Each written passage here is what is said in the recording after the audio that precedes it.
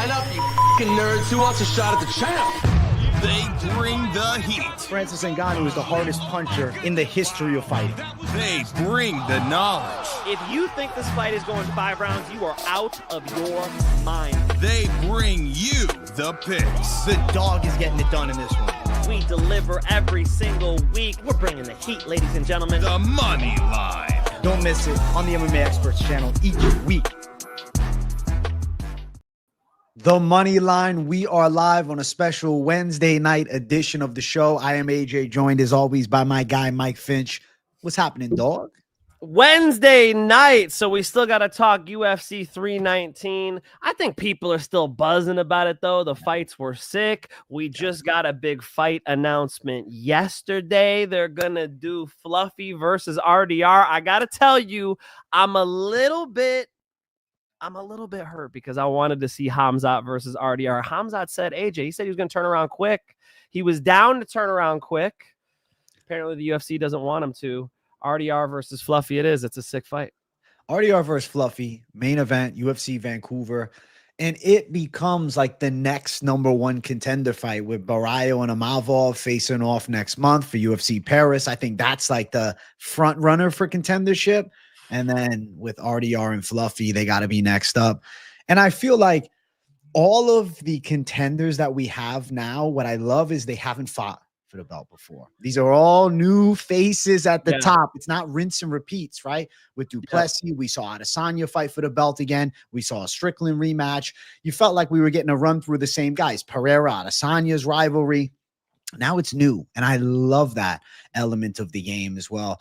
I feel like every one of them has a unique skill set that they can bring to the table for Khamzat, and like we can have a discussion of how it'll all go down. But with RDR and Fluffy being the, first, most, I guess not the first up, it's the, one that comes that, I don't know, feels to have a special ring to it. Even though Imavov versus Barrio is a big fight, RDR and Fluffy hits different because they're both nasty grapplers and they're known for, wearing people on the ground.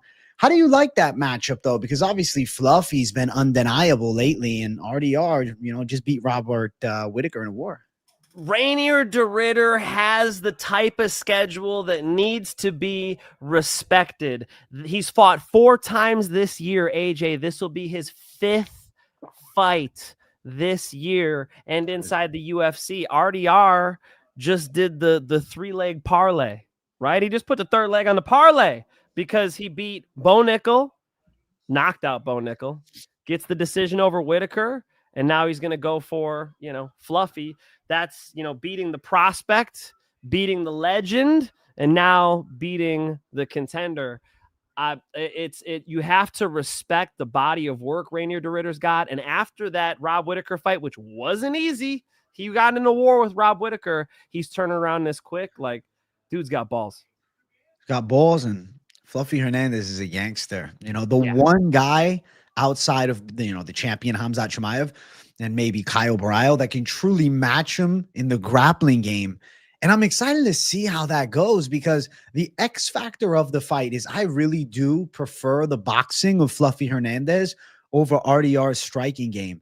And even though RDR is going to have the physicality edge, being the bigger, taller, longer guy, I don't know, man. I feel like Fluffy could win some key strike exchanges. And to be fair, I wouldn't be surprised if Fluffy's landing takedowns on Rainier de Ridder either, man. This is going to be crazy, bro. I actually have to say that might be one of my most exciting matchups of the year. That's a badass fight because it really brings 2 guys that many consider the dark horses of this middleweight division and 2 guys that could match Khamzat on the ground, to be fair.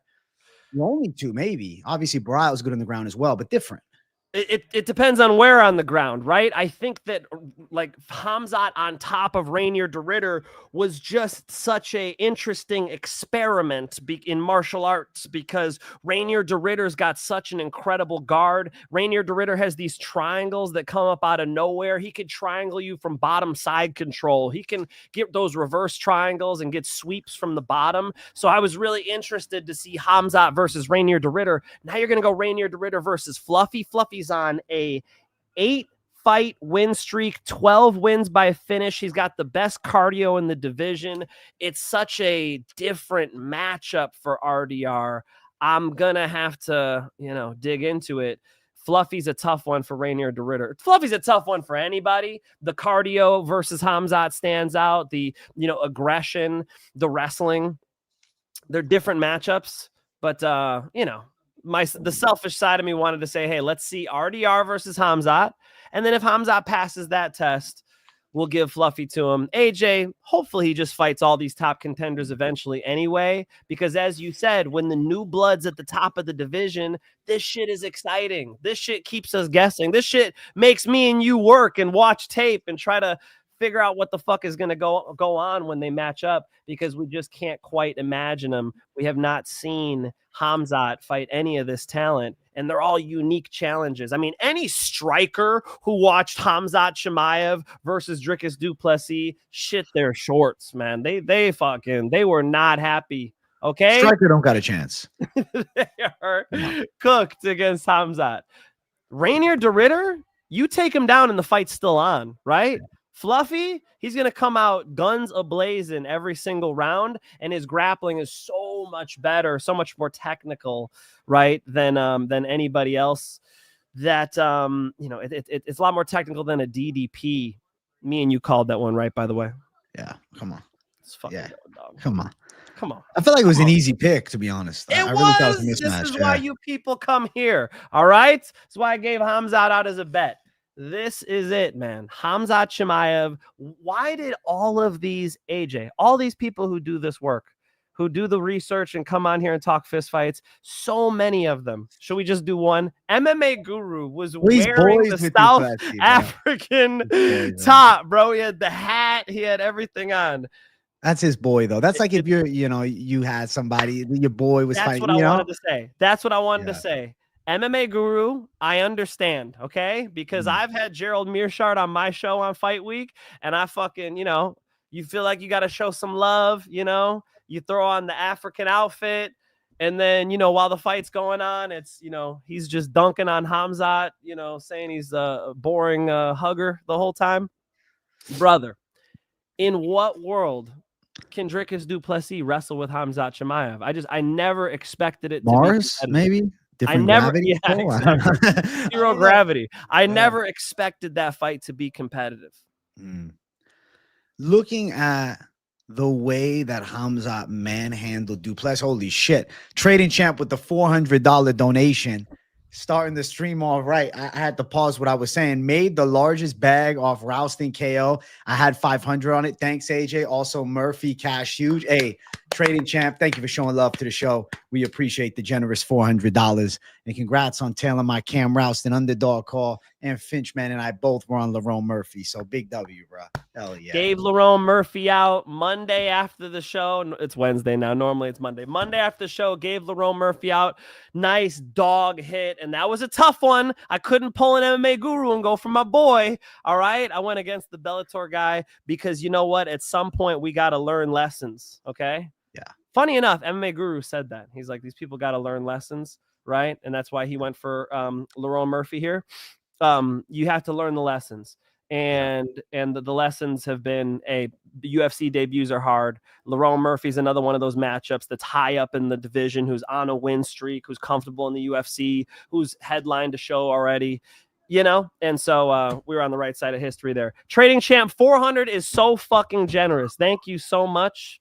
The fucking my wife was in the ER on Monday. That's why I wasn't on the show. That'll pretty much pay for the ER visit. Thank you, Trading Champ. Appreciate it. And she's all healthy now, by the way, Trading Champ. Don't you worry. Thank you, buddy. Thank you, Trading Champ. Yeah, we got a lot to say.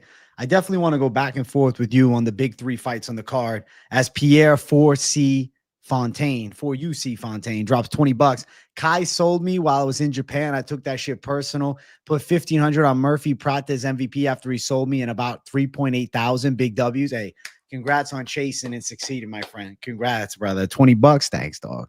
Nice, dude. 1,500 on Murphy Prates MVP. Wow. Nice. Yeah, I ended up doing on fight night. I did MVP and Khamzat. That was like an on fight night while the prelims were going on play.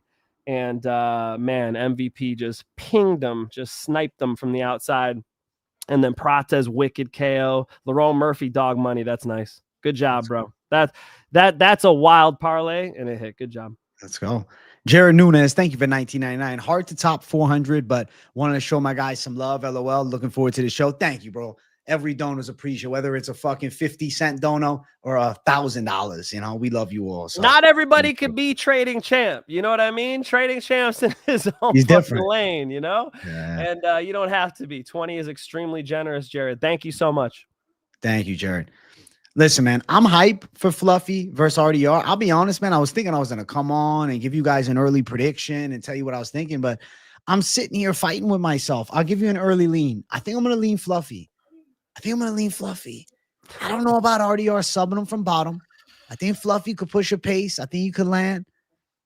It's a wild-ass fight. Official prediction would drop the Sunday before. Finch. Yeah, man. Shit. Let me do my tape study. But you know, I think Fluffy's a fucking tough matchup for RDR. He really is, man. He is a tough matchup. He's got hands on him. RDR's got the knees, you know. RDR's enormous. Fluffy's not, but that's never been a problem for Fluffy. Like, you know, Roman Dolidze is huge. He had no problem bullying Roman Dolidze. So it's interesting that RDR jumped on that, man. I mean, he had every right to turn that down. You know, he's I fought 4 times this year, guys. Like, let me have a few weeks. He takes it. Clearly, RDR's confident. Fucking cool fight, man. Cool fight. PDX Hoya, thank you for $19.99. Got to get you guys to co-sign my incoming Fluffy bet. Early lean out there, yeah. I mean, shit. But the AJ just did it. Hasn't happened yet. But you know, what are the odds? What are the odds, bro? I haven't even seen no odds, man. Let's see. Either. Let's see if the odds exist. Me either. De Ritter versus Hernandez. Odds. It's -162 for Fluffy Hernandez at open from what I'm seeing here. I don't know if those are still accurate. This was from, actually, no, it's from today at 4. So, yeah, Fluffy's currently the slight favorite. Interesting. Checks out. Makes sense, yeah. Good fight. Damn. Good fight. Former Savage Dog lock with RDR, right? Hard to go against him now. He's an underdog, too.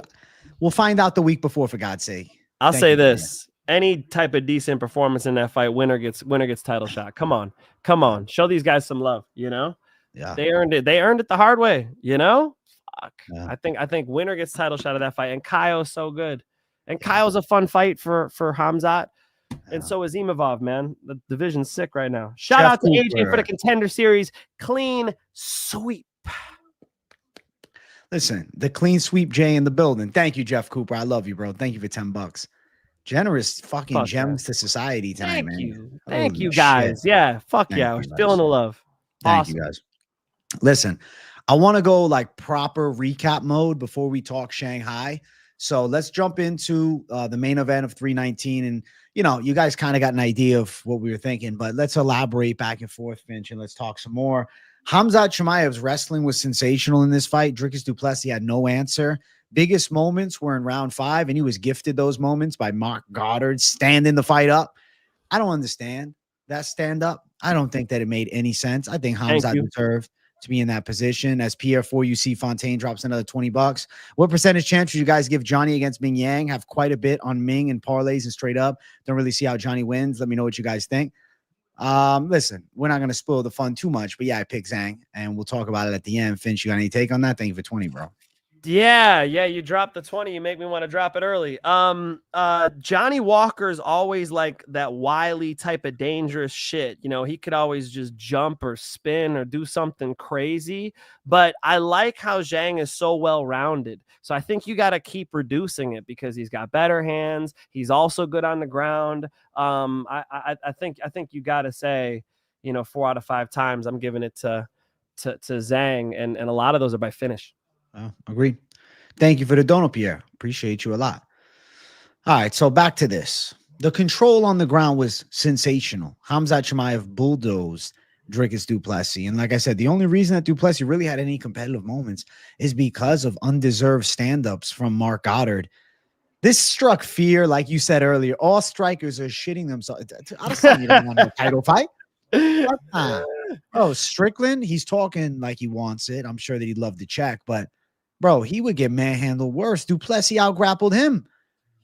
Nobody. Come on, brother. I smashed this guy in the gym. Come on, brother. The only guys that really move the needle for the what-if factor are like the Amavovs, the Barrio, the Hernandez, and the RDRs.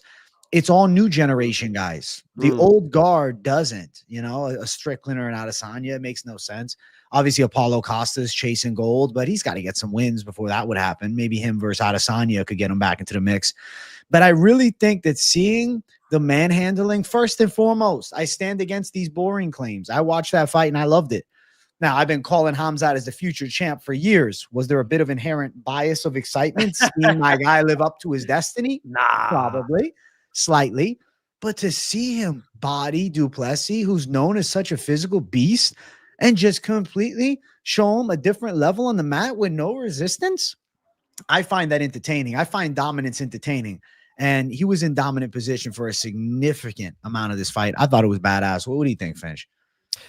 I mean, let me criticize Khamzat then, because that ground and pound from Crucifix. That looked bad, but what the fuck, dude?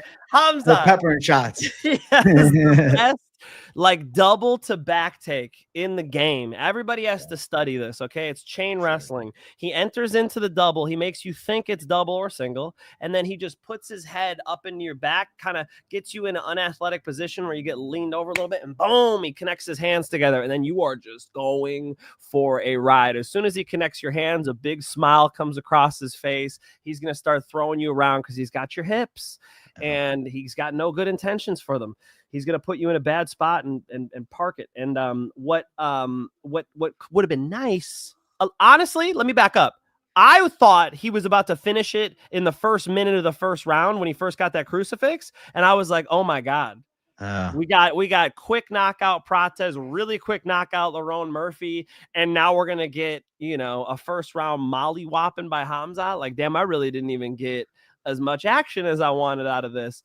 Sure enough, he just come on, brother. Little Khamzat, you can wind up and still keep control. He could have absolutely bashed John Jones style Duplessis with 7 consecutive vicious elbows and got the referee to step in, and then there would have been all this extra hype. I mean, if he would have just closed the show with one of those crucifixes, got real nasty about it, AJ, his head wasn't even on the mat half the time. Duplessis' grappling was so fucking bad that he didn't even pull his arm out when there was a window. There was a door wide open. Just reverse the car out of the garage door's open. Khamzat didn't even have his head on the mat. That's how much control he had with one hand holding the shoulder of Dricus Duplessis. Kazushi. Are you familiar? A kazushi on bottom is when you off balance the person in order to create an escape. Where were the kazushis? There were just it's not even like purple belt level jiu-jitsu. And, you have to dunk on Dricus, but you also have to look at Khamzat and go, damn, Khamzat, did you really not want to finish the fight? What was this Randy Couture, Brock Lesnar ground and pound? What was this? It looked like he was making, I don't know, like when you're pulverizing the steak, you just kind of give him a little tap. Yeah. I don't know what was going on there. But Khamzat Chimaev, obviously one of the most dominant performances in UFC history. That's why I got to say, hey, he probably should have finished the fight. Yeah, that's fair. I mean, to control position like that throughout the entire thing and then not end up on the right side of a finish, instead just getting a dominant decision, I guess underwhelming on, that element of it. But then there's the flip side of, wow, he did that for 5 rounds and Duplessis had no answer, right? There was no difference of the attack and he couldn't figure anything out. He couldn't stop the takedown. Dricus Duplessis looked so mediocre at wrestling. Now, I think it's because Khamzat's also a monster.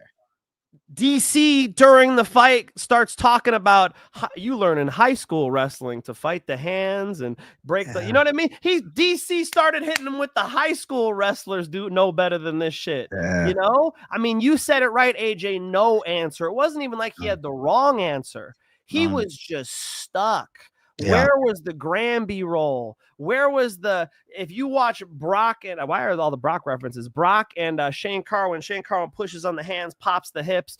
Drickus didn't have a shot at doing that. He wasn't even going for any of this stuff.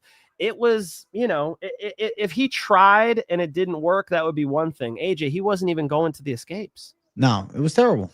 It was quite awful. That right there is a fucking mauling in the cage. And Khamzat Chimaev is a force to be reckoned with. Now, I want to talk about what's next for Khamzat, but I think a lot of people are focused on that. But let's talk about what's next for du Plessis. What do you do, right? Champion, on a roll, undefeated in the UFC. And then you just get completely shut out where it's like, okay, I don't know if 10 years you could fill that skill gap to be able to match Khamzat. Bilal versus du Plessis at 185. That's a cool fight. That's cool. That's a cool fight. Do you think Bilal wants to do it? He wants to fight Usman. Yeah, but no, that'd be chill. Bilal goes up. Fuck it. Hey, man, they want to beef this hard. Let's go. Let's run it. It's the UFC, right? Let's go. I like it. I'm down with it. And it's a cool fight because it's two ex-champs coming off L's for the title, facing off against one another. Special fight too at 85. That sells. That's a big fight. That feels like a main event. That's a pay-per-view co-main. Neither of them are going to say no. Their egos are too big. Neither of them can say no to that shit. You think du Plessis offered to fight, Bilal and says no fucking way. But I don't know. I mean, yeah, there's a lot of fights. I could see Drickus going into, a Paulo Costa fight or something too. That would make sense. MVP would be nuts. I want to see MVP versus Adesanya personally. I know some of you like Finch. That's the most boring matchup you could possibly make. Maybe. I still want to see it. You know what they said though? They won't fight. They're brothers. That's literally what they said. They're African brothers. I'm like, come on, bro. Can you imagine a white guy said it? We're American brothers. We be getting flagged hard, man. Even if a fucking Italian guy said it, we're Italian brothers. Nah, man. What the fuck you talking? You know what I'm saying? Come on, man. I don't think they can use that. They didn't train together. They didn't grow up together. Yeah, I think that fight would be cool. Styles of that one would be a true technical warfare. But MVP said he wants to fight Prates. He said he's down for the Rio card. I'll be real with you. We'll get to that in a second. I'm not really down with that. I'd rather not. But I want to talk Khamzat, though, because this is not so much of who's definitely next. It's a what if. Imavov versus Barrio. Are the winners, or is the winner of that fight cemented as the number one contender? Or could the RDR Fluffy winner steal the shine? I don't know. I really don't know. I think RDR Fluffy that's the fight, but Imavov, that beautiful knockout over Adesanya, and Kaio's a tough matchup, man. I mean, there is kind of a traffic jam up there. That's why I was like, just run it with the RDR fight. Just fucking run it, But I think they saw the risk wasn't worth the reward. I think RDR triangling Khamzat from bottom is way more live than I think the average fan thinks, I think it's actually very fucking live. RDR is grappling. You ever see him grapple Ty Rotolo? Holy shit, dude. It's very high level. So yeah, I saw him do that. It was a shit match though. These fucking clinched against the cage. I watched it live, bro. I was so hyped for that. That was boring, man. RDR clinched him against the cage. Sure. He's big. Yeah, that's true. Ty Rotolo is like top fucking 3 best jiu-jitsu players in the world though. Good. So RDR's jiu-jitsu is very good. It is. I think that he could surprise Khamzat. It is what it is. Kaio's jiu-jitsu is nasty. So these matchups are fun. I think the only one, I'll just say it like it is. I think the only one who's kind of fucked is Imavov, man. If Imavov gets the shot, like I think Khamzat smish. Imavov would have the best chance to knock him out. Of course. He'll be on his back in a second because his grappling is worse than du Plessis, dog. Yeah. Hey, did you hear this? This is a benefit of having this on Wednesday. I just found this out yesterday. In between rounds, Khamzat says to Arman Sarukian, brother, I box with him now. Like, let me, I'm gonna go box with him now. And Arman's like, no. Arman said, do not do that. Arman's like, don't change anything. Just take him down right away. And so we could also blame Arman Sarukian for the way the fight went. However, let me say this really quick. How are y'all going to bitch when the fucking main card was that wicked? The prelims were insane. crazy upsets and stuff, but the fucking main card was wicked. MVP styling, the fucking knockout of Aaron Pico, the fucking nice spinning back elbow from Prates. The fucking card was so wicked, and then you get a main event that's the most dominant decision in UFC history. I mean, you know, if you're going to put that fight at the top of a boring card, I get the frustration. But come on, that event was awesome.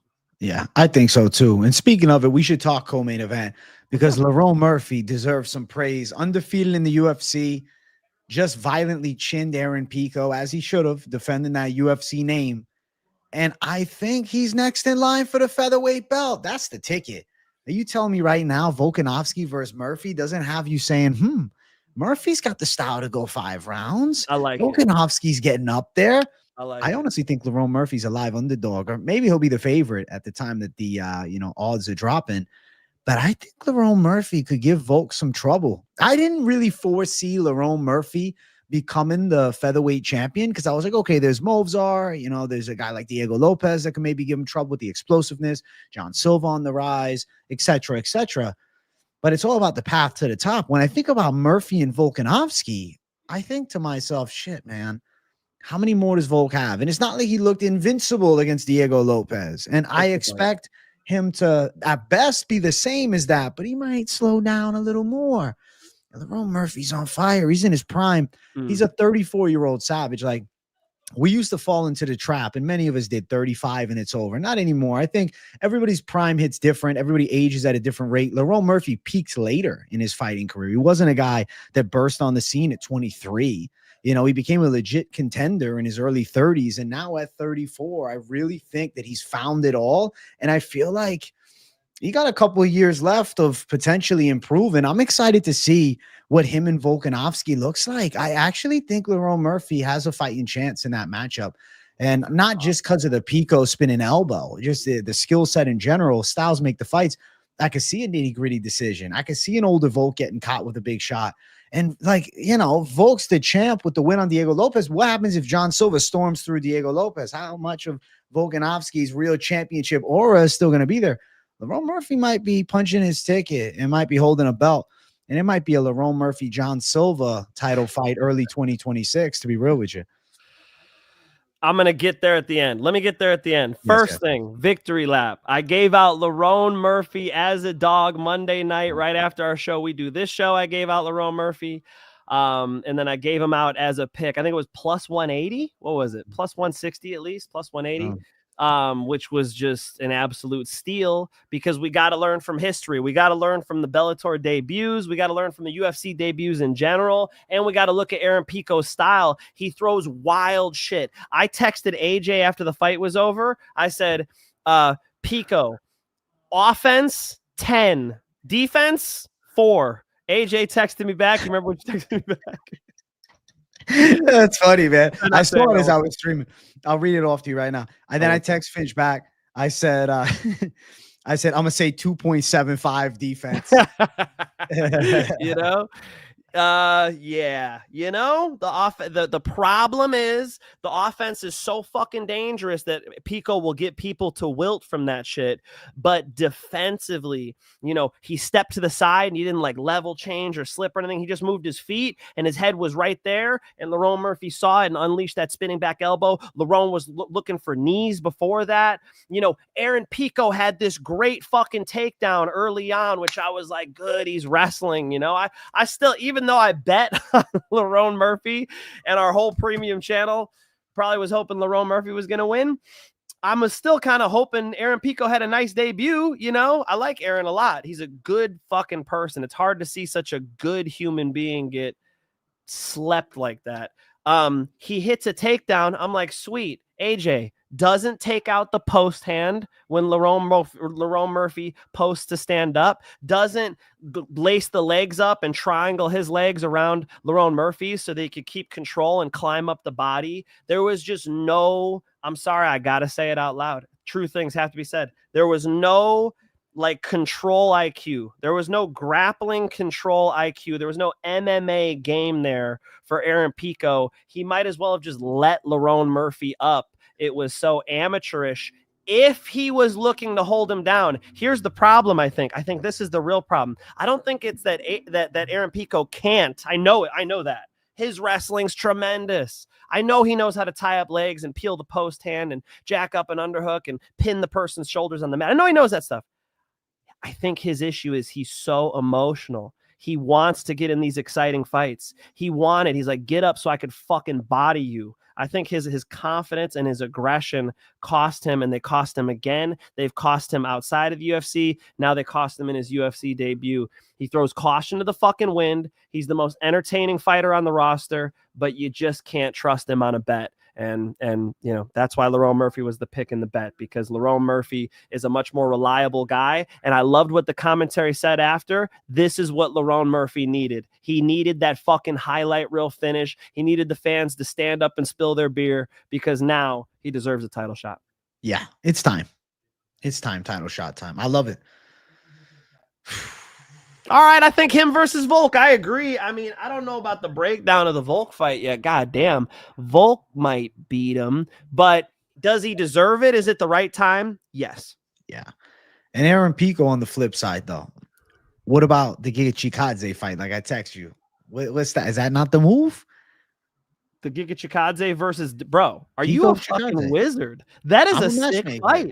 That is Oh. sick. Giga Chikadze versus I'm Aaron sick. Pico. As soon as you sent that to me, I told my buddy Kevin, I'm like, hey, what is it? And he liked it too. That's a good It fight. makes a lot of sense, bro. I don't know. My brain works well with some of these obscure matchups, especially. I think the stylistic matchup is cool. Obviously, Pico has the threat of wrestling, but a Pico wrestle fucking is just not a commonality. He's looking to throw bombs. And can you imagine he goes out and sleeps a Giga Chikadze, especially an aging Giga? Bro, Pico's back. And then on the flip side, he might get knocked the fuck out. Giga Chikadze's timing is still quite good. Obviously, struggle with David Onama. I think Aaron Pico's UFC future is fun, but I made this prediction on live. I said, this is not going to be the last time y'all see him out cold. I think it's just the unfortunate truth is lack of defensive awareness. And Finch, he got the glass slipper, I think. Oh, I'm sorry. I like Aaron Pico. He's a fucking badass, bro. I hope it's not but true. I think he's got a bad chin. I Oh, do. I hope it's not I've true. always felt like it. Bro, the spinning back elbow would have knocked out a rhinoceros. I mean, I that know. was a fucking I wicked spinning back elbow. But I worry. I've seen it, I bro, hear too you. many times. Flatline bad I hear against Henry Corrales. Flatline against fucking Borjas. I get it, though. Big Another- shots landing.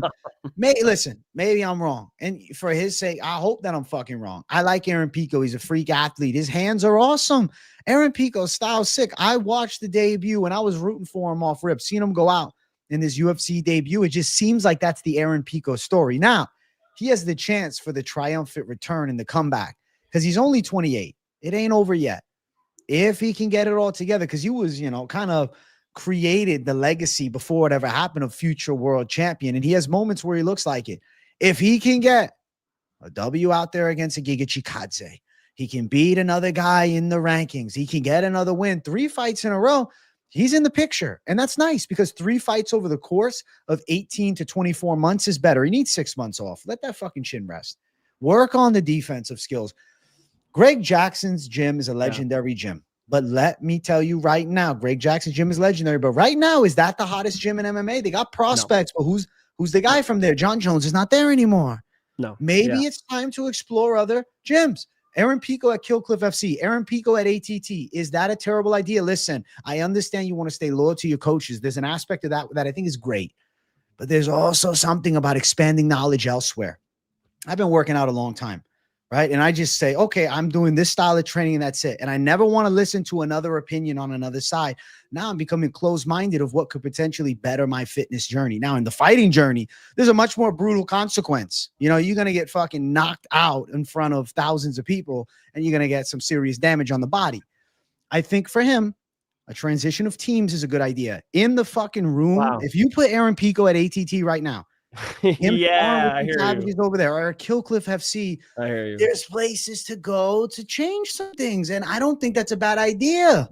I hear you, but Aaron Pico is one of the most loyal people. I mean, him and Six Gun Gibson are tight. Him and Greg and Wink. I mean, I don't see that being the move. I don't see that being the move. And his problems, AJ, they're pretty much just like decision making, being smart about when you're aggressive, making sure he's moving his head off the center line, making sure that he's actually wrestling and controlling people on the ground. I don't even think it's so much. A new team would help. I agree. But I think he can make some adjustments and be a contender still. I hope that's the case anyway, because AJ, I don't think he's leaving. I think Aaron Pico is staying at Jackson Wink. And hey, they got their fucking WWE wrestler dude, the NFL dude in on the Incredible Hawk series. Yeah, they got some guys, they got a little bit of life. I hear you. It would be a fantastic thing for him, maybe even just mentally, so it is what it is. The kid's in his 20s. I hope he doesn't have a bad chin. I hope AJ's wrong. I hope so too. Congrats. And you know what? I should say that I put out a video saying midweek, I was saying that Lerone Murphy made a mistake by flying out so late. He did not look jet lagged. When I found out midweek that he flew out, I think it was Wednesday, I was like, this is so stupid. And I was listening to him talk. He was saying, oh, my first time in Chicago. Oh, thank God. It feels so nice to be outside with some fresh air. Yeah, because you were in an airport all day. You're probably going to get a cold. Like, you've been flying. I just felt like he should have come out a lot earlier to fly halfway around the world like that. So that gave me a lot of pause on Lerone Murphy. I wasn't giving him out as a dog later in the week. But the initial assessment was right. It's that, you have to look at these guys making their UFC debuts against talented UFC fighters and ask questions. And, yes, Lerone Murphy is the truth. Lerone Murphy's the truth. And he looked good. He didn't look slow. And he needed to be. The way to fight Aaron Pico, counter him, hurt him, go get him. Well, a dangerous animal is one that's backed into a corner, right? It's going to lash out at you. That's what these fighters got to do at Aaron Pico. If you start showing him that you're a little timid, you're a little scared, you're a little slow tonight, Aaron will put you away. Oh. We'll see what happens next for Pico. I'm excited for the future. Same with Murphy. And I want to talk this feature fight. Carlos Prates started the highlight reel knockouts with the spinning elbow that violently slept Jeff Neal. First round knockout. Sensation. You would have never predicted the next fight would have a spinning back elbow also.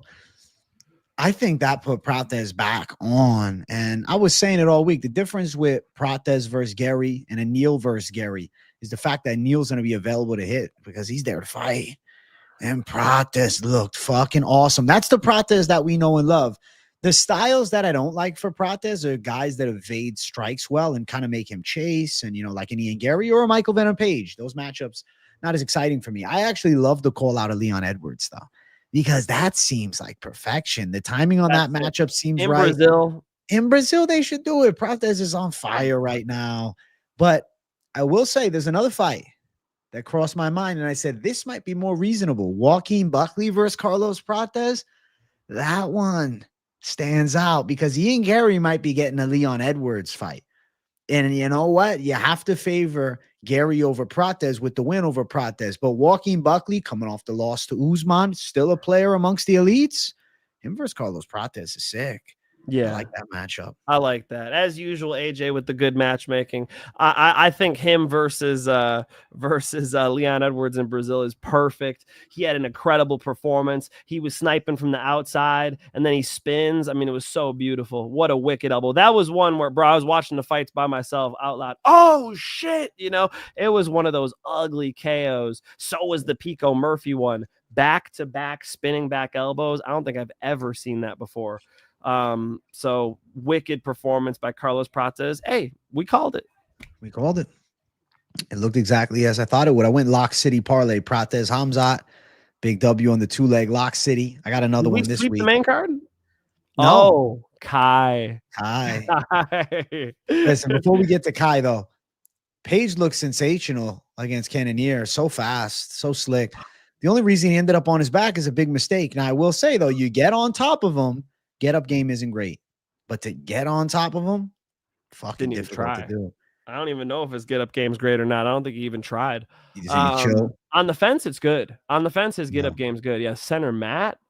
I haven't seen it. Yeah, I mean MVP just styling on Jared Cannonier, man. He was just too far away, too quick. When he would come in with those 1-2s, Jared wasn't even moving his head. He realized that after the 2 hit him, like, oh shit. You know, it's like, it's one thing if one punch can catch you. He was hitting the 1 and the 2. He did it a couple times to him, knocked him on his ass twice. Joe Rogan, I think that was more of a push. He pushed him by punching him in the face, Joe. Like, you know, he hit him with a 3-piece, no soda. Yeah, very impressive shit by Michael Venom Page. Come on, we know he's not going to win the 185 title against Hamzat or something, you know? So let's have some fun fights. Let's mix it up a little bit. Let's do MVP versus Adesanya. I like that. MVP Adesanya is cool, but I think a MVP versus maybe even Costa is more realistic. I could see them going that direction. I don't know if he gets the Adesanya fight. I don't know if they'll want to fight each other. They should, but I don't know. Damn, they really are. Who said no to that? Which one of them? I think Adesanya said no. Adesanya said no. And MVP agreed. Lame. It's like you got, like, it's one thing Cain Velasquez not wanting to fight DC. It's one thing Aljo not wanting to fight Marab. That was bad enough. But if you're not training buddies, you're not best friends, you know, you're not talking on FaceTime a few times a week, you know, if you're just casual acquaintances that have met a couple times and you're both in the rankings, it's like, say you don't want to fight that person when it kind of makes perfect sense. I don't know. It's just kind of underwhelming to me, you know? Why are people keep saying Pico's a PFL fighter? Pico's never fought in the PFL. Well, he did the one fight in PFL. Am I wrong? When they first brought him in. When they first brought him in, he was, yeah. Hold on. Fucking 18 months. When did he fight? He did the Henry Corrales. It was a PFL versus Bellator. That's right. He fought in the PFL tour, I guess you could call it. That's right. It was the Bellator. PFL. What the fuck happened to Bellator? Gone. Blink of an eye. A little violin. Those are some good days, man. Those are some good days. Yeah, until they sold out. Let's be real. You can tell the truth of it all. I mean, what you own it? You would have done something different. You'd have kept riding that horse. No, I mean, I'm not necessarily saying I would have kept riding the horse, but they sold out. They sold everything. They didn't care. They threw it in the garbage.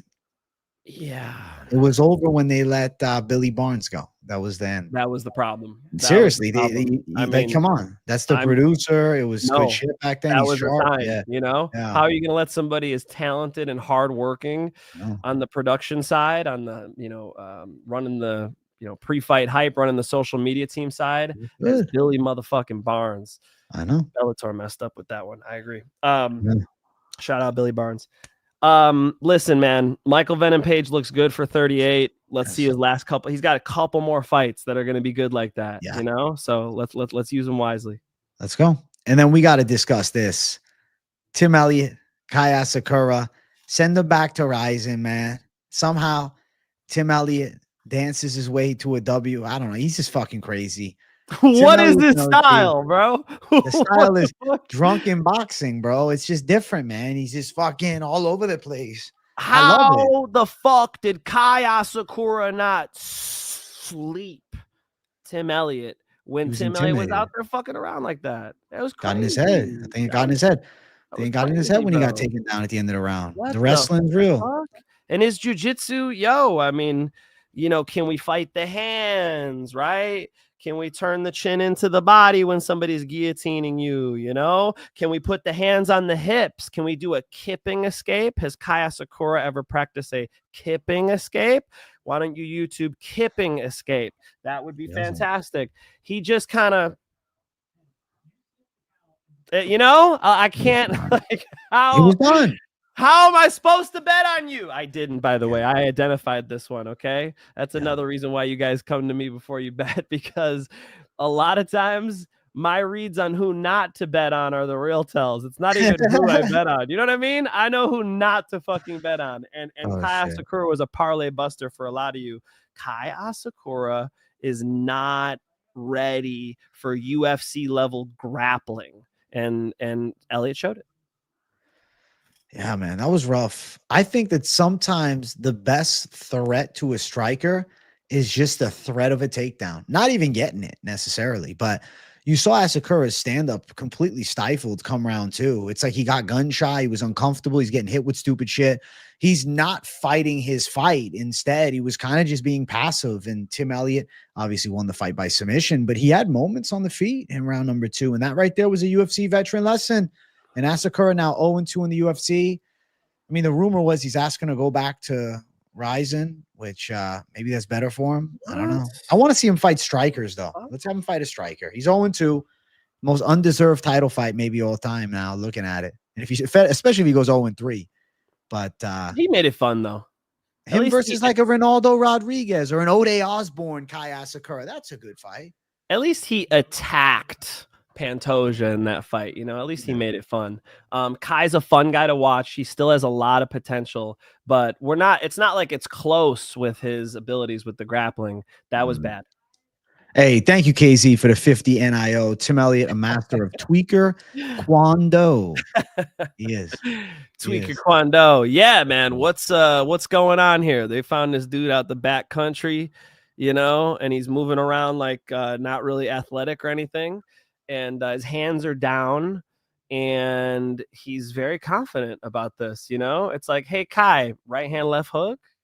Can we send a head kick up north? Like, I'm pretty impressed that Elliott could get away with that, you know? What do you think about this, Finch? Bryan Battle released from the UFC after missing weight. I expected it. Yeah. I expected it because my favorite fucking bets for UFC 319 were Nursultan Ruziboyev, and boy, did that dog look like it was about to hit. I mean, Bryan Battle couldn't fucking make weight. You got to question the training camp and what he's doing. And the other one was Diego Ferreira and Bobby Green and Bryan Battle. Fuck that up for me by not showing up to the fist fights. So I'm pissed. And Bryan Battle, if you're missing weight a weight class up, there's your sign. Oh. Stormy Normie, thank you for the 279. Asakura lost like Hiroshima. Thank you for 299. Stormy Normie, he's a menace to society. Holy shit. Too far. Too soon? Too soon? Is that okay? No, too far. Basinger Sasuke also fought on the card, Mike Finch. Hamzat's boy. It was funny. What'd you think about that? What'd you think about that? Basinger's overrated. He's overrated. Guys, he should not be a minus 1,200. What the fuck is going on? The dude fought 4 days ago. He probably broke his toe throwing all those kicks, you know, and they got him out there. Oh, yeah, quick turnaround. This is great. I thought Nolan's left hook could be a problem. I didn't touch that fight either, and that's why Nolan cracked his ass. He was doing the fucking do the stanky leg, do the stanky. He was out there fucking in a bad. You saw Hamzat backstage? Oh, shit, brother. This boy got rocked. He got rocked, dude. He got rocked by a plus 700. You know, gets out there and gets it done in the next round. I think Nolan was just like, all right, bro, like at least I showed, you know, I'm out here, you know, I could give up this neck now, you know, I showed I was worth it. Yeah, he did. He looked tough as fuck round one. Yeah, he was trying to win the fight. Yeah. He got aggressive on him, you know. Yeah. Basinger's boxing, I think my assessment was correct, you know, before the fight. His boxing's not that good. You know, his kicking is beautiful. Yeah. But his boxing, he just kind of covers up like this a lot. I mean, in MMA, not everybody can Piotr Jan. No. You know what? On Contender Series, he looks sensational. UFC debut, the aura definitely diminished. Even post-fight when he was like, chat, say it with me, Basinger. And like nobody made a sound. I was like, shh. I was like, you know, this could have been the fuck. I felt bad. Like, this could have been the aura moment. Yeah. But he got rocked in round one. He doesn't look to be ready for the high caliber yet, but definitely a prospect to keep an eye on. But I emphasize prospect for sure. Yeah. Definitely. He's fun to watch. I'm with it. Beautiful kicks. But even on the Ultimate Fighter, even on the Contender Series, his hands weren't, you know, crazy or nothing. He was on the fence half the fucking fight too, defending takedowns. You know, but his hands weren't nothing crazy. So, hey, he's young, new to the game, 2 fights in 4 days. That's a decent start. Pretty cool. Yeah. Listen, I don't want to talk anymore 319. We got to go. Let's run it. The card is going down 3 a.m. Eastern time, 12 a.m. Pacific time. So, Finch, if you plan on watching, you might have to pull an all-nighter. I'm going to go to bed early and get a few hours. And then I'm gonna yeah, wake what up is it by me? Is it better or worse? It's 12 a.m. So you got to stay up till 6 in the morning, 7 in the morning? Nominal.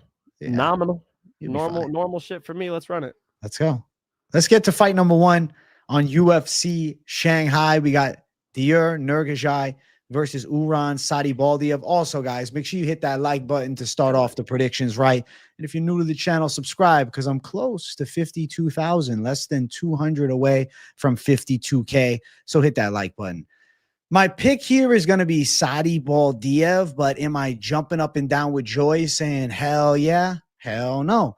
I think that the side of Satybaldiev could have a little bit better striking technically from the outside, could also be a little better on the ground. I mean, Nurgozhay has some power, dangerous high kicks, but he got fraud checked so bad in his debut, weighed in at 210 pounds. So it's like maybe there was an injury or a sickness going on, and we really saw a diminished version of him, and he could turn up and look better. But on the flip side, Satybaldiev gave a decent fight to a big heavyweight, Martin Buday, went 3 hard rounds, won some moments. Obviously, Buday handled him, but, is Buday not probably doing something similar to Nurgozhay? Yeah, he is. I just feel as though it's one of those, like, make a pick and just ride with it, but probably stay away from throwing money down because I don't know. Both 0-1 in the UFC. Neither guy I'm too high on. I think Satybaldiev could win. And I don't know. On the flip side, though, he could end up getting melted. He could end up getting caught with a big shot, maybe even out grappled. But I think Satybaldiev's a little better at jiu-jitsu, a little bit longer, a little more accurate. Doesn't do that weird twitch that Nurgozhay does. I'm just going to go with Satybaldiev to find a way to win. I think he can probably get a decision, does a little bit more, but definitely not a, whoa type of first fight of the night. It's kind of like all right, I'm getting up at 2:30 and we're starting with this. I hope it's fun.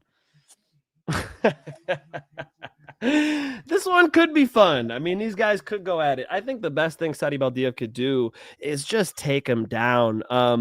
His hands are not fast, and now he's dropping down from heavyweight to light heavyweight. I don't know if he gets faster or not. That would be good. He's 6'4". His striking looks okay. I think it would be great if he was an MMA fighter here. Get some takedowns, especially early. Nurgozhay just not that impressive. When AJ and I, first started talking before the stream went live, I was watching his last fight before the UFC, before he got run over by Ribeiro. I'm just not impressed, man. Southpaw, not a lot else to say. Satybaldiev should win, but it can't be like, you can't be too confident on either side of this fight. Satybaldiev, let's say he either gets a submission or gets it on the cards. Yeah, I think that's the right call. And then, truth be told about Satybaldiev, he was the LFA light heavyweight champion, and then he took that short notice fight against Buday. He came in on like less than a week, so like quick turnaround for him with short notice. Now he's gonna have a camp. I'm going to say Satybaldiev looks all right. I think he's live for a W, but definitely both of these guys would be on like my red flag list as far as if you're trying to cash on bets. But if you're just talking fights, I think Satybaldiev, hard fought win. As far as the betting lines, right now you got -135 for Satybaldiev. He opened up at a -250, +115 for Nurgozhay. Over 2.5, -115. I think it could be a fun fight. Could end up being better than we expect. I'm going to go with Satybaldiev. I question the submission skills, too, with Nurgozhay after that fight against Ribeiro, man. Locked in a Kimura bad. And we've seen Satybaldiev get that Kimura over Leon Suarez, and that was in LFA right before he came to the UFC. So you got a guy losing by Kimura and a guy winning by Kimura in within their last couple fights, the last fight for Nurgozhay. So, and it's not like Ribeiro's got some wicked ground game or something. So Satybaldiev submission is what I'm gonna go with. Don't have the prop for sub at the moment, but definitely a live method of victory. We're going with the gorilla. We're going Satybaldiev to find the fucking way. All right, let's keep running up the card. Fight number 2 on the card. We got Long Xiao versus Su Young Yu. I'm gonna pick Su Young Yu. I'm gonna believe in jiu-jitsu in this one. I think his ground skills are solid. Long Xiao is powerful, though. got a bit of heat in his punches that he can rip. On the flip side, though, Su Young-yu takedown game on point. Called, Habib, Korean Habib for a reason. It's one of those fights where I could see it being a toss-up, both guys having moments. But when I ask myself who would more than likely end up in top position, I'm saying Su Young-yu. When I'm thinking about Long Xiao, I'm like, yeah, could he land a big shot? Maybe, but Yu's relentless with the takedown threat. Yu's relentless with the fucking pressure. I think Yu's going to be too much as far as wrestling goes. And I just haven't been impressed with Xiao, to be real with you. A little bit stiff in the stand-up. I get it. He caught Chang Ho Lee and put him out. Or excuse me, he caught Quang Bang. Chang Ho Lee. Yeah, he beat my guy Quang Bang. But, I don't think Su Young-yu is as hittable on the feet and definitely is a better wrestler. So AJ getting his lees mixed up. How dare he? How dare he? What are you trying to say, bro? No, don't do it. Yeah, it's a decent matchup, man.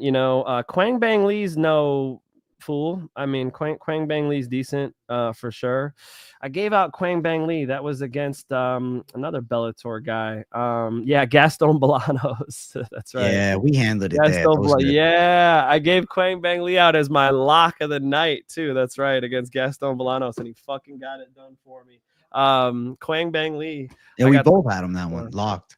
Nice, dude. Dual locks are good. Dual dog locks for me and Finch are savage. Come on, we're savages. Yeah. This is what we do. As far as you, though, I think you with the takedown. So I think Long Xiao. You just confused the fuck out of me, bro. My brain just did not, it's like when your TV goes to, it was over. You totally derailed me. Young Yu, okay? Jiu-jitsu. I think Jiu-jitsu can make it happen because the takedowns, I think Long Xiao is going to be better on the feet. I think Jiu-jitsu gets it to where he needs it. So let's say he does hit the takedowns, hits the decision 29-28 for you. I think I win. I agree.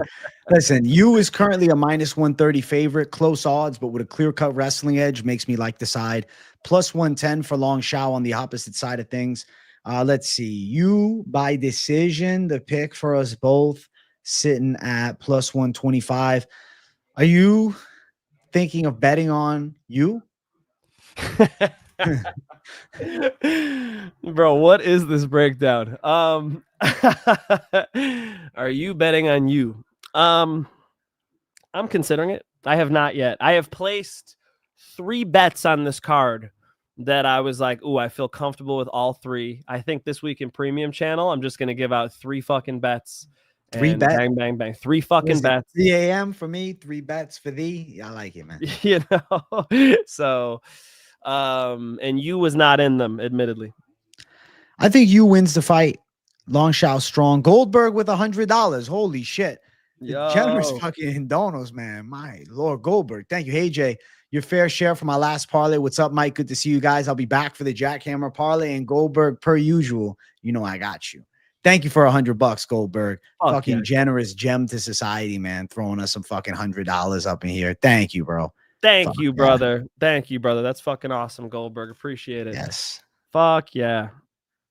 That's fucking Goldberg's a gem. Fucking, we got, 400 trading champ and 100 from Goldberg. God damn. Gem. Thank you, guys. Awesome. Absolute gems. Thank you. Thank you, bro. Hey, you for the W. Let's fucking go. You for the W. We're on the same page. We got to ride with it. Let's go. Next fight on the card. Let's keep making waves up in here. We got Yizha versus Westin Wilson. Listen, Mike Finch. The odds for this fight blew my mind, but the right pick is the massive favorite. I think Yizha shall win. Westin Wilson, he's a karate specialist. Pulled off the submission win against Jekka Saragi last time, but Jekka Saragi's not that good. And then he didn't fight for a year and 2 months. He's 36, 17-9 as a pro.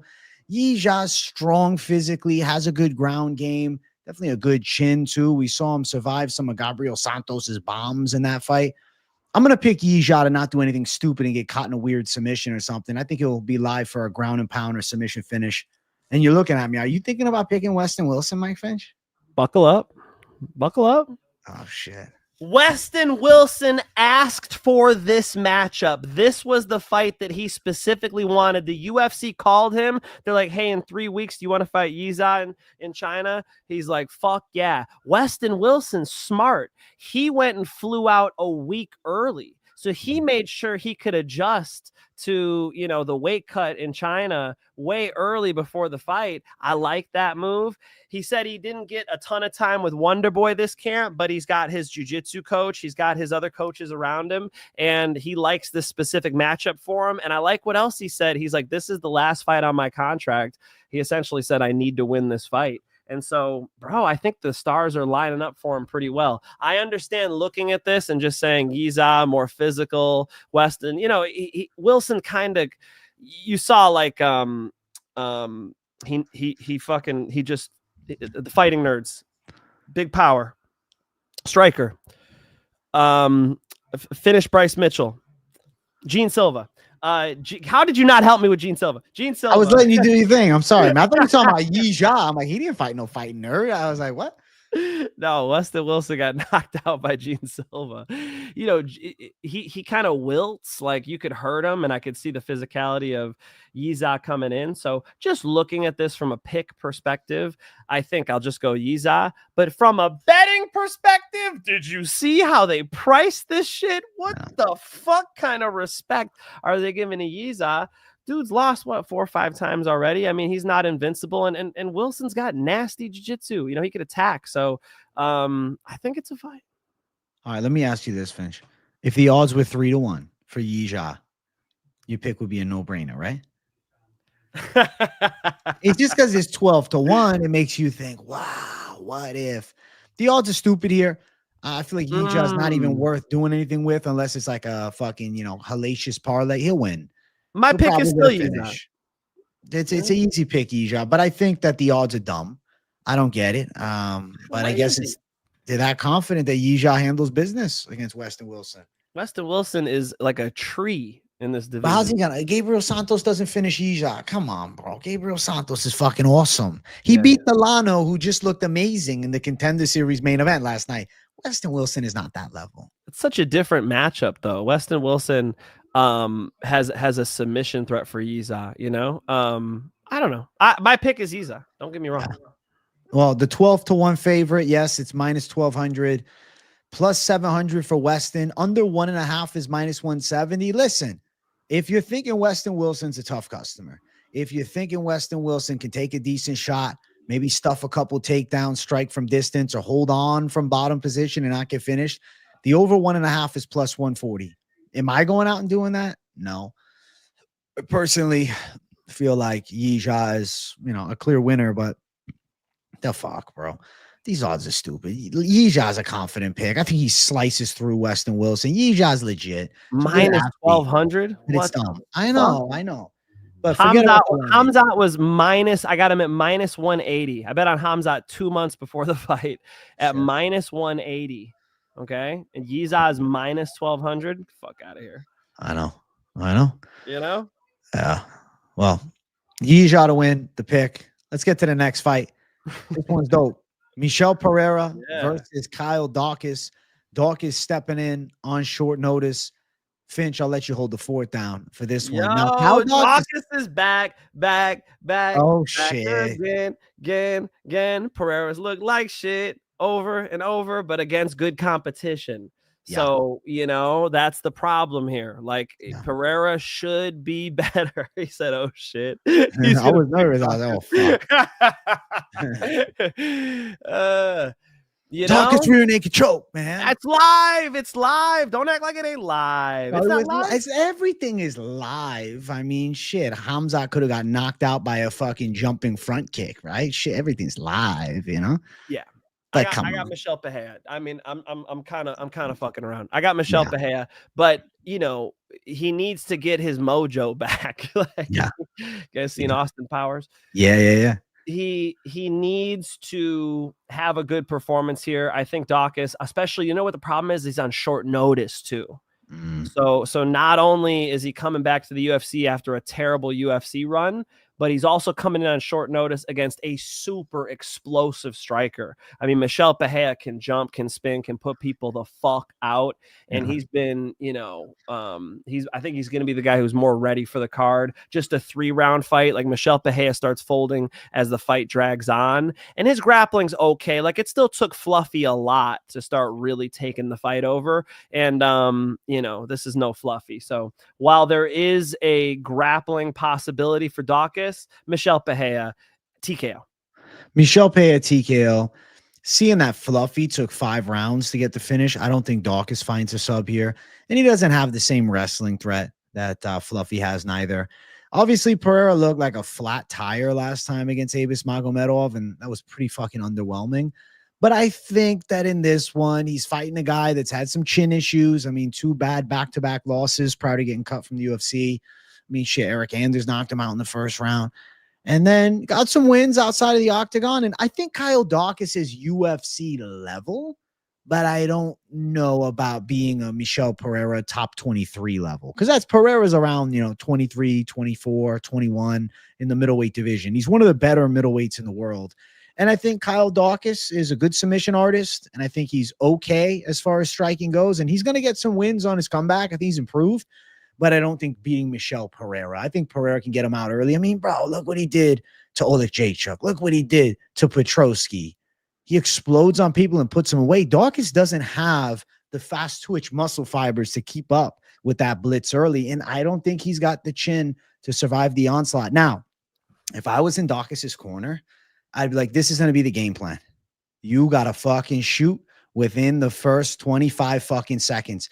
You have to, because if you might get caught with a flying knee, but if you fucking stand on the feet, Pereira's going to blitz him, bro. He got no shot. When they're both 100, he's a dead man. He better tie up. He better hold on for dear life, man. He better pray he hits a trip and just hold. I don't give a fuck about damage.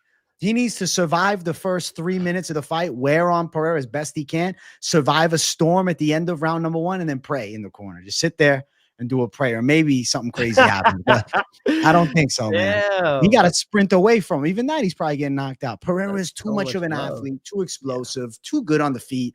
Michel Pereira is nasty. You've seen him train in person, man. He's a fucking beast, and there's levels here. Yeah, I saw him at the UFC Performance Institute. He's walking around like a heavyweight, bro. He is fucking huge and an athlete too. I just saw him hitting pads, but God damn. I mean, he's fast. He's explosive. He's got a lot of things you look for in a professional athlete. And, Daukaus doesn't have those things, of course. So yeah, I'm with you. I got Pereira as well. It's just, he's going to have to show out. And he's one of those guys who has shown up a little bit flat, has had some cold performances. So you have to take note of that when you're pricing somebody, when you're trying to figure out how likely they are to win. That's all I'm saying. Did you see our boy? I just saw him drop it. Trading Champ says he thinks that Fluffy, it beats RDR by murder. My goodness, Trading Champ. That's been spinning in my head. By murder. By murder, he said. I'm excited to see it. With this one, we're both on the same side, AJ. I think you just got a little bit more confidence in Pereira, and this is really it. This is all I'm saying. He just has to show up. When he's got a little bit of adrenaline flowing through his body, he's coming out there. He's being like explosive. He's kind of in the moment. Michel Pereira is a top 10, but he also sometimes is not. Yeah, agreed.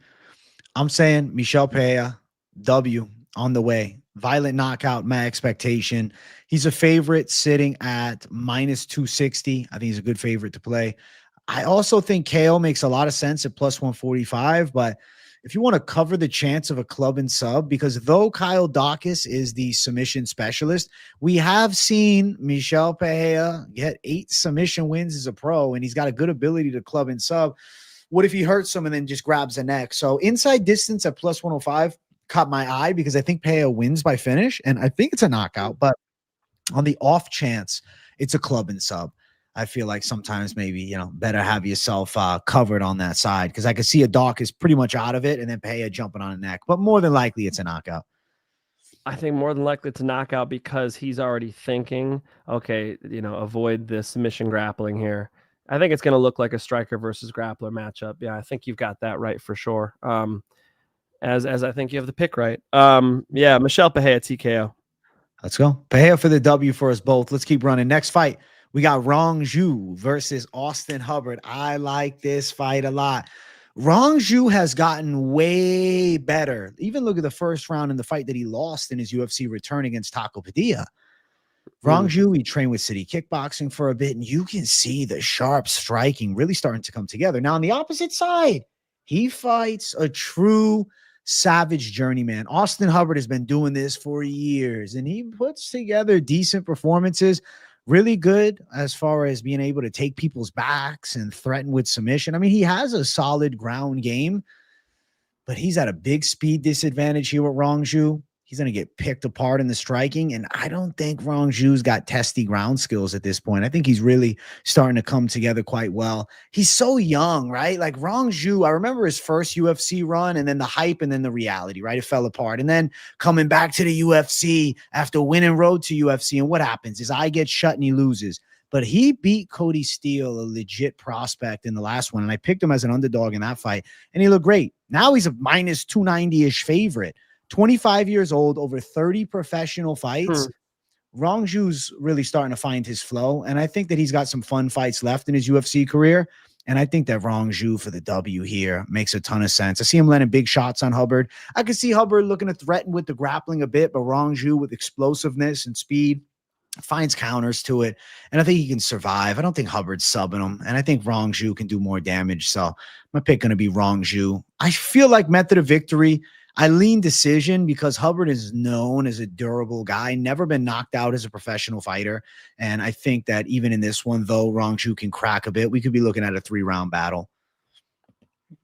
Rongzhu's talented. He's Chinese. This is kind of built for him right here, this card. And then you're bringing in Austin Hubbard, who's a little more gatekeeper, lower level gatekeeper in the UFC. Austin Hubbard first came on my radar when I watched him beat Charlie Radke outside of the UFC. This is before any of you motherfuckers have probably, maybe one or two of you, I'll give you credit. You might have even been watching the little shows. Charlie Radke fought him.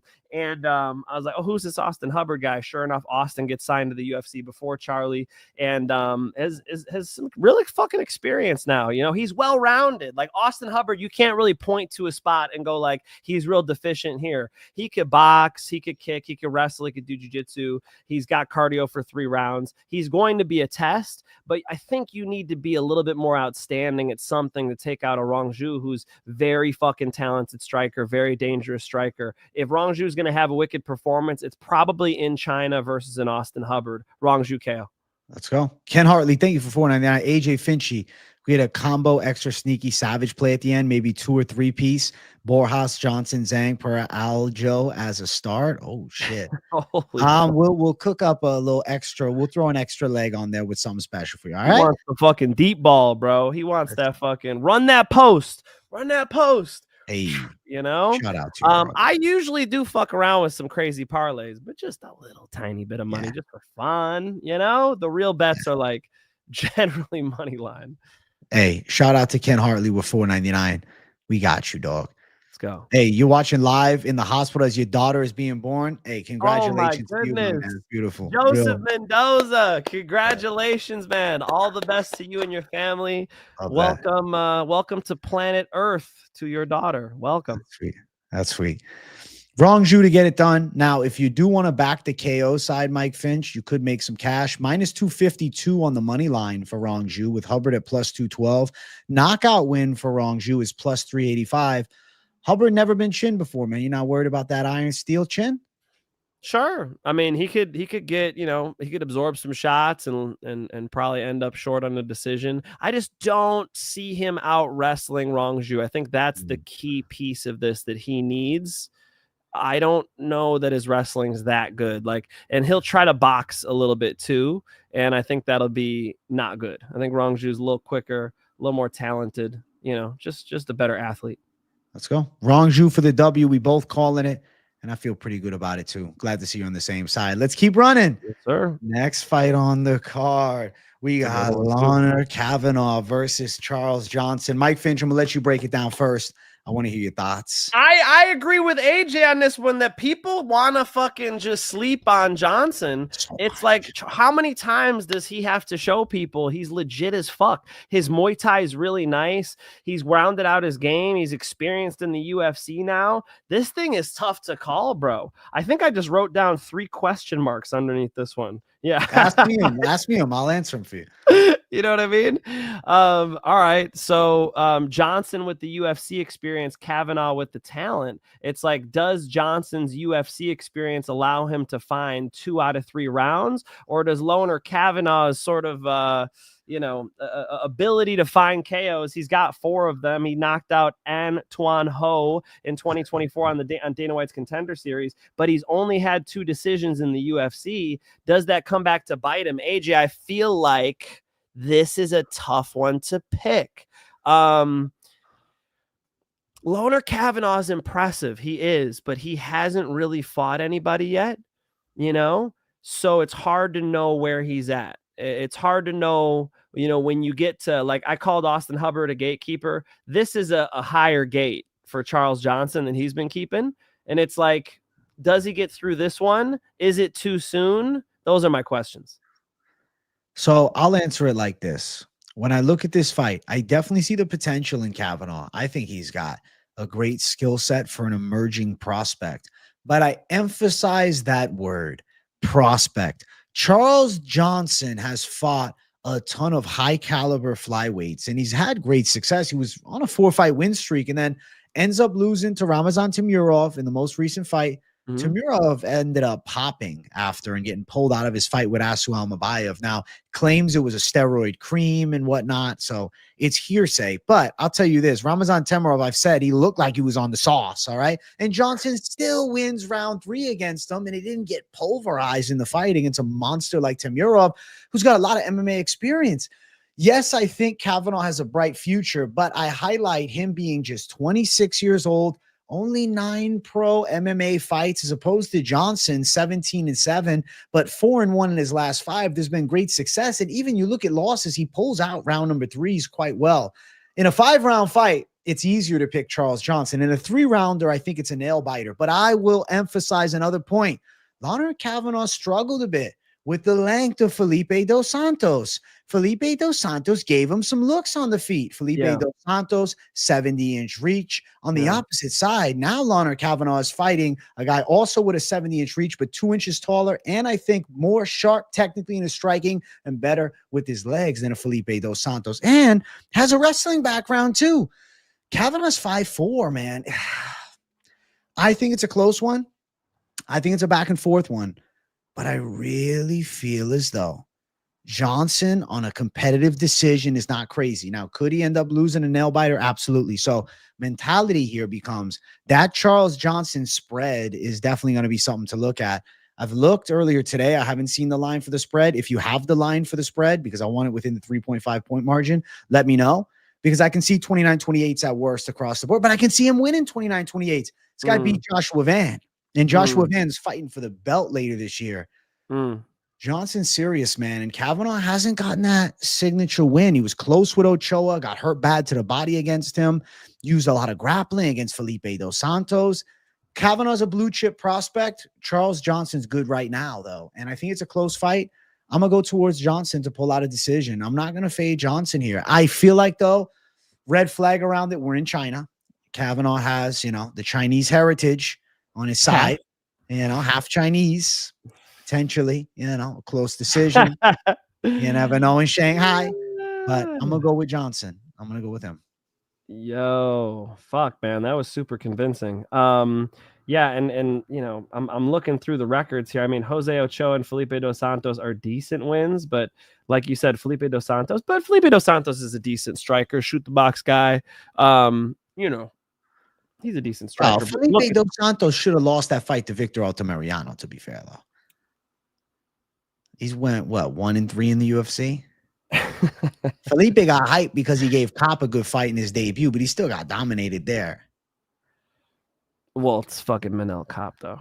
Yeah, fair. Manel Cop's fantastic, right? But Asmat Maksum, Jake Hadley's a decent win. I mean, Joshua Van via knockout. Charles Johnson, incredible incredible dub. And then Sumudaerji, who's good, who's fighting on this card. And like you said, Tamirov popped. Fuck it. I'll go Charles Johnson. But, you know, Loner Kavanagh is a real prospect. So it's a test and it's a fun fight. I love the matchup. We're going to find out everything. And I'm excited to see. If Kavanagh wins, this is huge.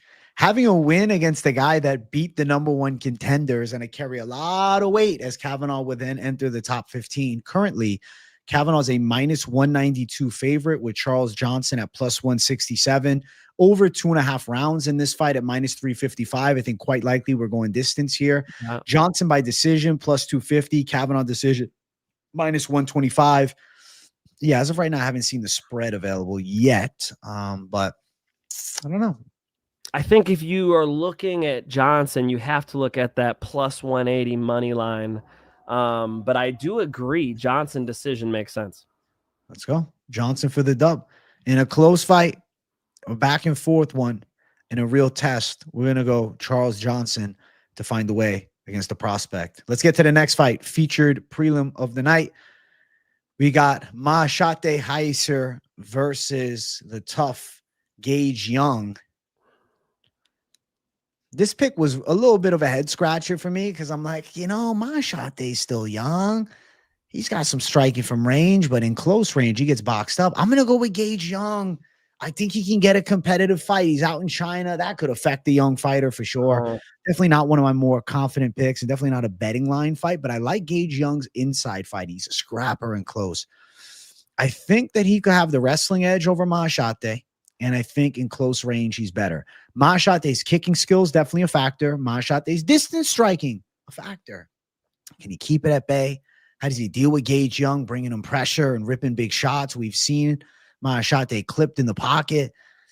I think Young pulls through, but definitely don't feel overly confident. Neither guy on the bet list for me. I would put both aside and say I need to see more from Gage Young. And with Mahashate, I put red flag all around it. I mean, he's been knocked out by Slava Claus. He had a split decision win with Mowgli Benitez, who was washed when they fought. And then last fight, I mean, he got tuned up pretty bad by the Brazilian slugger, who I feel bad. His name's escaping me right now. I know exactly who it is. Mota, yeah. I was going to say Nico. Mota Brazilian? Something. Yeah, Mota's Brazilian. Is he? I didn't even know that. I thought he was trained in Thailand, though. The fuck? Fighting out of Las Vegas. But Mota hit him with big shots. I mean, you know, and coaxed him into it too. Like, you know, called him in and then Mahashate obliges, you know, and then gets clipped with big shots. So yeah, this is a tough one too. It's hard to see how this fight plays out. Mahashate is tough. I could see Gage Young digging in. Odds are probably even, yeah? Right now, Mahashate is -105, Gage Young -115. So even lines, essentially. Yeah, I mean, Mahashate, the Benitez split decision, not impressive, and then got knocked out by Slava Claus, Rafa Garcia, Nicholas Mota. Anybody good he fights, he's having a problem. I guess against Steve Garcia, but that's a little old at this point, huh? Steve Garcia in 2022. He caught him back. That was the OG fight for him. That's what forced him on the scene, man. He caught Steve Garcia cold and he flatlined him. That's a nice dub. Like, I haven't seen anything like that from Gage Young. Eric Grant in FAC, like he's 0-2 in UFC. 0-1, and then he lost on Contender. And then Killian Salkill in Contender Series. I don't know, man. It's tough to see because you know, Young is also young. He's 25 years old. I don't trust him yet, you know. No. Mahashate, not very easy to hit, you know, no real like head movement, and his timing's questionable. So you can imagine Young getting, you know, sort of getting his boxing going, getting his forward pressure going on Mahashate. A slight lean towards Young, I guess, but you know, it's in a good spot for Mahashate, and it could be close. Yeah, I think it could be close, man. I don't think it's a bad call. You going Mahashate to win in this one? I'm gonna go with Young winning this, but I think this could be a split decision, bro. It's a scary. I would stay betting wise, stay away. I want to find out. We'll see. Maybe Gage Young really digs deep and showcases something. But Mahashate's, you know, still got power. He's still got a good straight. Still got some good body kicks. It's just slow on the inside. Defense, like you say, don't move his head a lot. It's one of those fights, man. I'll go Young with you, and we'll see what the fuck happens, bro. Let's go. Let's go. Let's jump to our main card opener. If you guys are watching and enjoying, make sure you hit that like button. And if you're new to the channel, make sure you subscribe. We got Nueraji versus Kiefer Crosbie. He said neurology, bro. That's the study of the brain, bro. I know, but how else am I supposed to pronounce this thing? Neurology. Neurology. Nueraji. Neurology. Where's this L? Where's Neurology. the L? Neurology. There's not an L. Neuraji, right? And I could be There's fucking not it up, but it ain't neurology. Neurology. Wow, what the fuck? I Where's thought the there L? was an L, bro. I thought it was neurology. I thought it was with an L. My God, I didn't realize that until now. Neuraji. Nueraji. Somebody send him to a neurologist, guys. Somebody send them in. Might need to. Listen, I'm going with the neurology side of things. Neurologist. Fucking the name's killing me. Can we give him a different? Can we have a fucking nickname? Can we just call him Shotgun or something like that? Can we call him the fucking he's Super Saiyan? Good. Give me Super Saiyan should get it done over Kiefer Crosbie in this fight here. Now the worry is though, Kiefer Crosbie, he can box a bit. He throws big punches. He's a striker. His weakness is he's pretty bad on the ground. Now Super Saiyan Nueraji has one win by submission. The rest are all knockouts. The guy's a straight finisher, bro.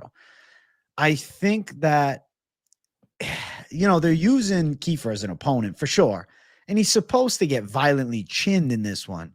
But what happens if he stands up to Nueraji and starts cracking him with heat? Like, we don't know with this kid. Like, he's got wins against, a 1-1 fighter, an 8-3 fighter, 13-7, and then the 13-4 guy, Han-Sul Kim, on Road to UFC over 2 years ago. Seems like a good prospect to watch at 24, 11-1 record. He should run through Kiefer Crosbie. Crosbie 10-5 and been doing this a long time, but Kiefer can still slug some overhands out there. And if Nueraji ends up being a can, that's something. But I think Nueraji pulls out a W and probably a violent finish. I'm going to pick him. I think it's going to be a good fight. I think it's going to start fast, too. Kiefer Crosbie trains with James Gallagher. That's all you need to know. We're going Nueraji for the dub. Kiefer Crosbie is so bad at grappling that I think Nueraji sees that and goes, okay, I could also do that. It's just such a nice... as an amateur MMA fighter, I'd go out there and be like, man, if I know I can out wrestle and out grapple you, my anxiety is real low, because now I could feel like I could open up a little on the feet. I know I could go through that at any time. So Kiefer Crosbie, he's a boxer. He could let some punches go, but I can't pick on puncher's chance. I'm going to go Nueraji all day. I think he does go Super Saiyan. I think even if it's club first, it could be sub. Why not get a submission over Kiefer Crosbie, who makes Dricus du Plessis look like a black belt? Damn, son. Nueraji for the W for us both. I can't believe I've been botching that fucking name all week, man. I misread the hell out of it. I thought there was an L. I swear to you, bro. I'm not even fucking around. Neurology. He was just going straight up. Neurology. Discipline of studying the brain, which is I sounded like Chael Sonnen on that one, man. That was my Chael moment of the week. I'll go Nueraji too. I think he should get it done for sure. Odds have him at -470. Kiefer +370. Under 2.5 -485. Under 1.5 -185. I'll say inside distance Nueraji makes sense. -235. Submission +750 for Nueraji with KO -135. Wow. How dare they? Whoa. What? He's got one sub win. What? That's such an obvious one. Yeah. If you're not in premium channel, DM at Mike Finch Show on Instagram. We'll get you in there. Oh shit. Let's go. Right. Hey, I think Nueraji handles business, man. I think he's a good pick. I didn't put him in most confident because I felt like I don't know for sure about the kid, no comp level, but to be fair, it's Kiefer. But I've liked Kiefer in the past, and I like the way he slugs some fists. He do good. I think BKFC and him are gonna be making a deal. That checks out. That'll be cool. I think that checks out. There's no guillotines and rear naked strangles in BKFC. I'll be honest with you. That's one thing I don't get. Is like I don't understand how some of these guys really don't showcase any grappling skill, because I really feel like, is it that hard to like get basically good at, you know, jiu-jitsu as a pro fighter? Like, I don't know, like you just want to train boxing only? Like, what's the point then of doing MMA if you're not going to grapple? You want to knock people out with 4-ounce gloves, I guess. But, you know, the element is meant to be, you know, well-roundedness is key to success. Like, I just don't get it, man. If I was like, all right, if I was doing MMA and I was sucking at jiu-jitsu, I'm like, all right, well, I'm going to do more of this. And I'm going to find, you know, the best training partners at this to get good at this. Not like, well, I'm a boxer and that's it. And I'm just boxing. I don't give a fuck about grappling. This seems like a little ignorant. Yeah, I mean, yeah, 100%. I mean, and it's a good avenue for some people. I was updating my notes. I might have missed a bit of that. But Kiefer Crosbie, only really a puncher's chance in mixed martial arts, as to where if he could sort of isolate the skill set more, he might be great at BKFC. Like, you know, Mike Perry couldn't beat Jake Paul in a boxing match, not even close. Jake Paul kind of kicked his ass. But in BKFC, he's the champion, you know? So, well, he's the king of violence. He ain't fought Dave Mundell, the actual champ of the world. That's true. To be fair, that's fair. Yeah. He has the platinum title. You are correct. Yeah. Thank you for the correction. Yes, he is not. Although they did a face off, I think that fight's going down. No, they signed it. Mike Perry, he's got a fight. He's fighting Jeremy Stevens. Him and Lil Heathen going after 55er versus 85er, baby. Let's go. After that fucking face off with the push and all that, they're gonna do Jeremy Stevens.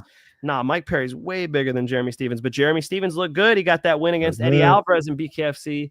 It's interesting, at least. Oh, that's a good card. You saw who else is on it? Jimmy Rivera, Frankie Edgar throwing down. Bro, how did I miss all this? What? Yeah. I saw that Frankie was going BKFC, though. I did see that. Yeah. Yes. I'm excited. Fuck yeah. Frankie and who? Frankie's fighting Jimmy Rivera. Jimmy Rivera. Throwback. Huh. He got some bare knuckle experience. Yeah, though. Jimmy's got a couple fights now. Bro, yeah. I miss BKFC a little bit, but now they're killing me. You know what day that I was like, oh, I'm gonna watch that card. What day is it on, bro? Saturday, same day as 320, bro. What the fuck are we doing? Why are you going head to head with Pereira and Ankalaev? That's crazy to me. That BKFC card sounds good, though. I does. do want to watch that, you know? I know. Locks, thank you for $5. Thanks always for the content. Hey, thanks, Locks, for the $5. We appreciate you, bro. Thank you, Locks. Let's fucking go. We're both on Nueraji, not neurology. Nueraji, I'm sorry for mispronouncing it all week. I needed the Finch man to. I don't know what the fuck. Until I'm looking at it here, I was seeing an L. I thought I'm going, where's the L? You're like, I'll show you. Oh, fuck. I swear I thought there was an L. That's funny, man. Holy shit. Nueraji W. Let's keep running up this damn card. Next fight on it, we got Sumudaerji versus Kevin Borjas in a good one. Now, let me tell you, I like Kevin Borjas to win this one. I feel like he's live in this battle here. Now, giving up a bit of reach as I see Finch is fucking smirking at me. I already got a feeling he's going against it. Kevin Borjas is fast on the feet with sharp kickboxing skills, good explosiveness to his game. And I feel like he's fine-tuned and schooled. Now, Sumudaerji's got the long striking. He does have a pretty fast jab and a pretty nasty lead body kick from southpaw. Just overall, a quick kicker. I feel like Borjas could close the gap on him, though, and land. I'm not convinced that Sumudaerji just can maintain distance for all 3 rounds. And I get it, we're in China. But I feel like Borjas is a gamer. I like his ability to close distance. Bit of a karate flow with that South American kickboxing style.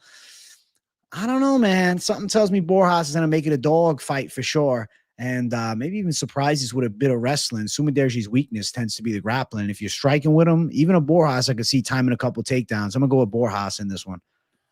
Striker's delight between these two. This fight is fucking sick. AJ's on the dog. Borjas, he looked really good against Rodriguez in the last one, and Rodriguez is a fucking bruising striker. Here against Sumudaerji, I think, who's a little bit more technical than Rodriguez, better kicker than Rodriguez, but Borjas is really fucking solid with his kicks too, and his boxing's nice, and he's durable, and he's game, and he's you know, got a bit of UFC experience under his belt. I like the dog here too, bro. I think Borjas can get this thing done. I like Borjas. I think it was plus 150 he was at. Now, Borjas does have a test in front of him for 2 reasons. One, he can't stay at range with Sumudaerji. Like, Sumudaerji is going to probably want to keep him out of that green zone, and Borjas has got to get this thing a little dirty, get in there, be the person to punch for the second, third punch to keep going after the jab, low kick of Sumudaerji. And then the second thing is he can't leave it too close because they're in China. He's against a Chinese prospect. I do think he's going to need to have a real performance here. But I like Borjas, man. He's a tough, good striker. I think he's got better hands than Sumudaerji. He's a dog, too. You saw Sumudaerji get outstruck by a Charles Johnson, and you've also seen him, as you said, lose via grappling. So if Borjas was going to surprise us, now's a good time. I think Borjas could get on the cards. I like that, man. Yeah, I think Borjas pulling through in this one. I like Borjas's game. I feel like it's close, but I think he can outwork Sumudaerji. I was thinking, like, when you look at it, right, you watch Sumudaerji strike and then watch Borjas. I see a slicker style. I see a faster striker. I see a guy that can close distance pretty well. I think Borjas is really underrated, and I feel like he's a super live dog. I thought you were smirking at me because you were going the other way. I'm like, oh, I saw that. I'm smirking because this is a good fight. This is a good fight. I think it goes over 2.5 rounds. I feel pretty damn good about that too, just to throw something in there for you guys. If you don't want to play any money line, -265. I think the over 2.5 is a decent parlay piece. I think it comes through. I think Borjas is going to win a decision. A close one, but we're in China too, though. All right? China. Yeah, I was waiting for it.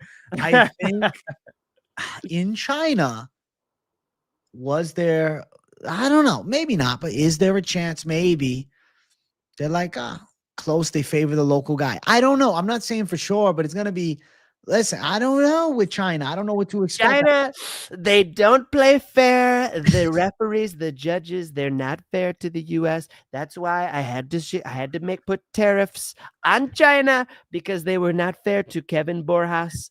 Borjas, he is from Mexico. But is he American? No, he's not Mexican. He's Peruvian, bro. Shit, that's right. That's very Trump of you, though, man. I like that. That was so racist. My bad, guys. My bad. He's Peruvian. I knew that, too. God damn it. I saw the Borjas last name. Got me bad. Peruvian, of course. So Borjas via Peruvian necktie. Yeah.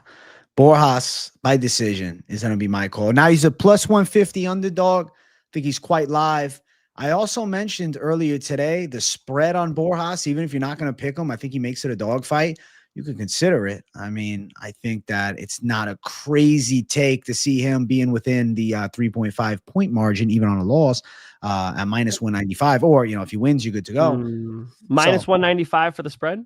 Yeah. So, if you get 29-28s or a split decision or even a 30-27, and then with a split decision, Borjas spread at -195 is pretty live, man. I think at worst he's competitive and wins around. I don't think Sumudaerji's knocking his ass out.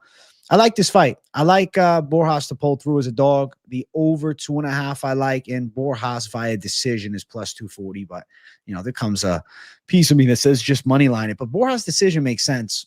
Spread is like the safer side, over as well.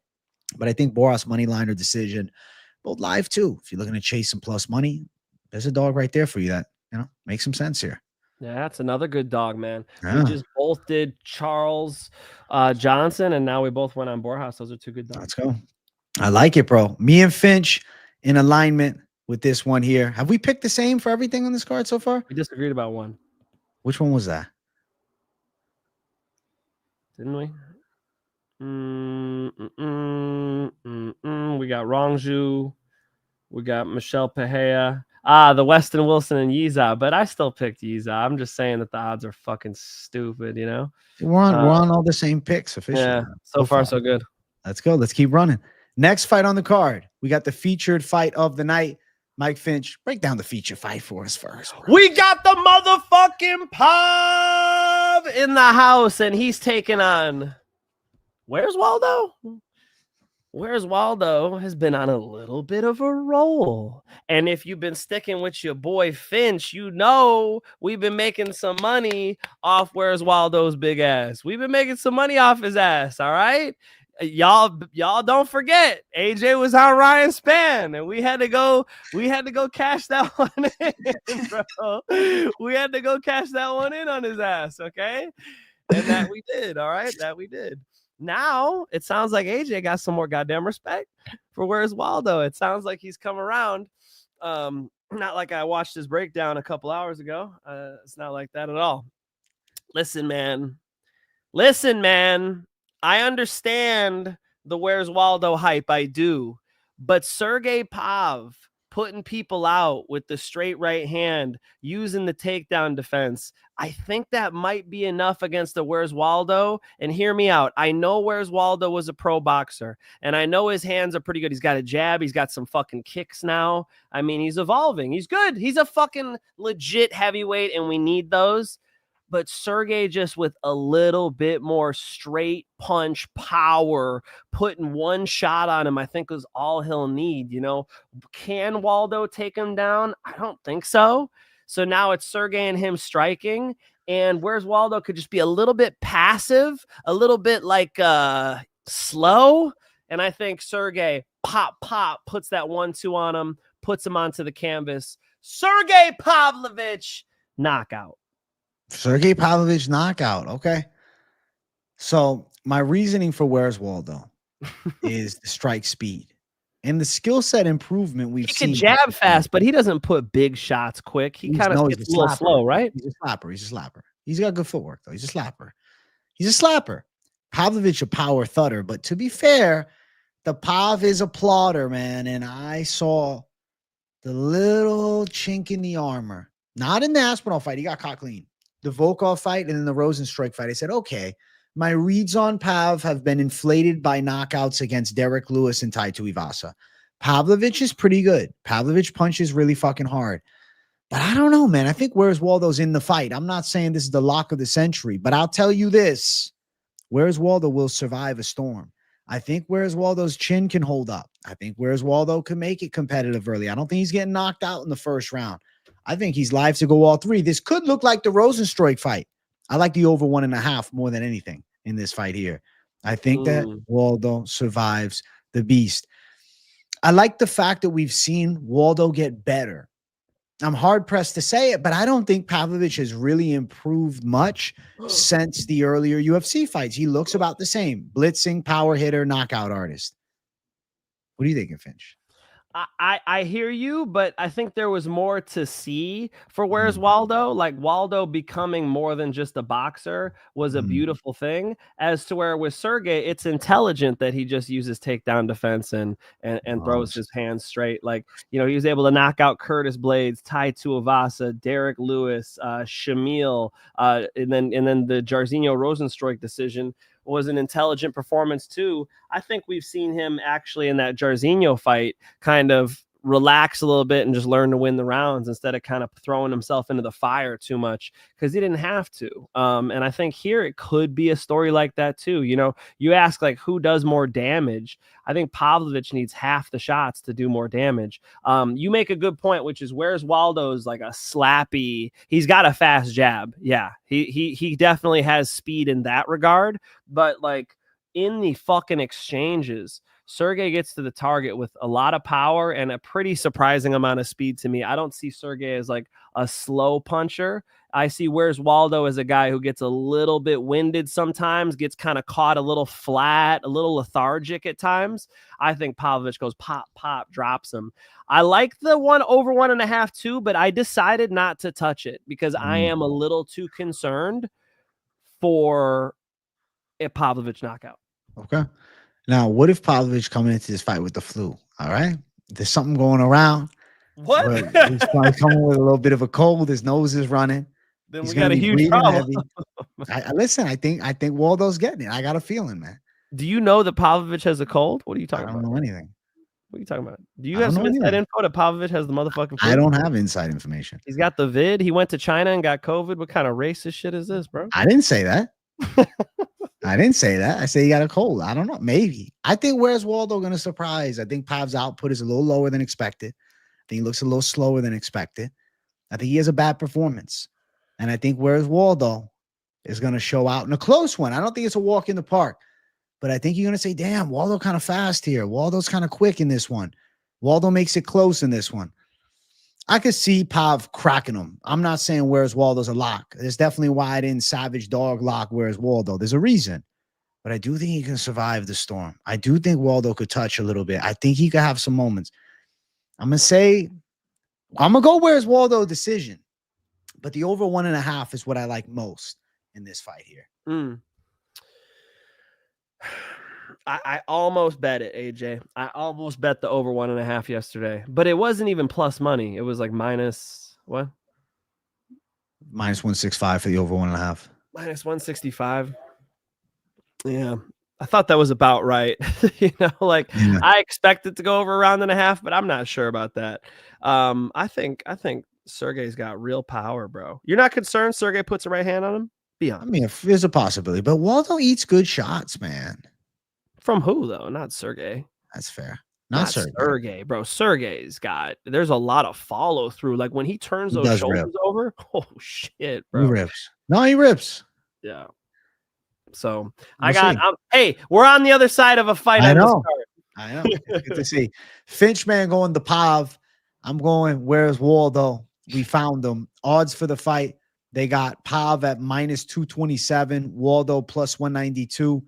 Over 1.5 rounds, minus 165. I like in this one.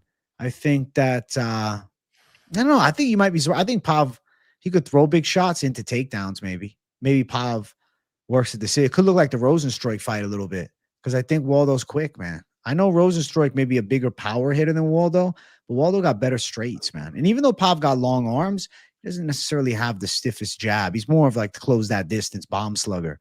Yeah. But he's not like stupid about it. I think he's actually pretty sharp with the way he times the right hand. But yeah, like not the most relaxed athlete. Yeah. Whereas Waldo's gets in that flow state a little bit. I like Waldo, bro. You ain't gotta tell me. You ain't gotta sell me on Waldo, dog. You know I've been here, homie. It's that you trade on your boy, man. No, man. He's just fighting Sergey fucking Pavlovich. That's fair. Dude. He's fighting the Russian experiment. I understand. I'm going to believe in the salsa boy to dance a little bit. Avoid the blitz. Use his movement. Survive an onslaught. And pull through in a competitive fashion. It'll be early in the morning when this shit goes down. It'll probably be like almost 8 o'clock by the time these two get up and throw down. So hopefully you guys are watching this savagery because I got over 1.5 in this one. But obviously, Waldo the pick for me, Pav for the Finch. Let's get to the co-main event. We got Brian Ortega versus Aljamain Sterling. The story of this fight to me becomes who ends up in top position. Ortega has nasty jiu-jitsu, really great jiu-jitsu. But Aljamain Sterling's a world champion. And there's a difference in the physical attributes that Aljamain Sterling brings to the fight. I think he's better conditioned. I think he's physically stronger, better at wrestling, more athletic. And I think you're going to see the jiu-jitsu of Aljo also shine. I know Ortega gets a good rap with his jiu-jitsu. He's got solid ground skills, almost put Volk away with the gilly. He's got nasty submission threats for sure. And his boxing's actually pretty good too. But I think Aljamain Sterling's fight against Movzar made me realize, at 145, Aljo looks like he's still in the mix. And I think he's controlling position here. And I think he's got a sound jiu-jitsu game enough so to stay out of the danger zone with Ortega. And I could see him riding him.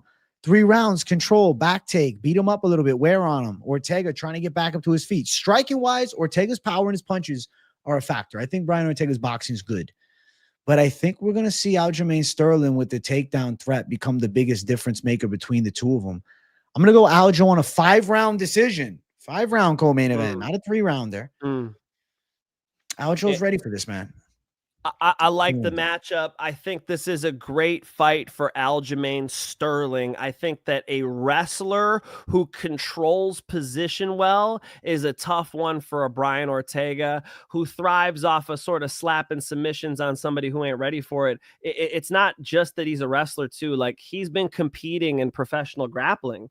Aljamain Sterling has, trained with the guys from the Blue Basement. I mean, he's got that whole team over there where they're John Donaher legacy guys. I mean, he's trained with good jiu-jitsu players. He's training with Marab Divashvili for years. Do I have to say anything else? Like, you guys saw his caliber of grappling, not just wrestling. So that's what I mean, is that Brian Ortega is up against somebody who's going to be extremely hard to submit and dominates positional control really well. And his striking's not bad. And it's not like Brian Ortega has like all this power or this, crazy sniper striking. He relies on his jiu-jitsu quite a bit and he can kickbox okay. And he's tough as fuck. And I don't think that's enough for an Aljamain Sterling. I do expect this thing goes pretty long. It'll be hard for Aljamain to finish the fight, but Aljamain does a great job just parking the car. You know, Aaron Pico could take some notes, man. It's like when you hit a takedown, Aljamain Sterling's going to stay there for as long as he possibly can. And that's a smart thing against Brian Ortega. I do see Brian Ortega probably winning a round somewhere, probably getting the back of Aljo at some point. But will he finish the job? I think that's a pretty fucking tall task. Aljamain Sterling's grappling's pretty good. And this is not the type of counterpunch or sniper that's going to be able to sugar Sean a Aljo. I think Aljo thrives in this fight. It also helps that Brian Ortega not the most physically strong, right? Which would be a problem for potentially Aljo, who's moving up in weight. Of course, his second fight up in weight now. I think Aljamain Sterling gets the decision. You heard he was complaining. He's like, hey,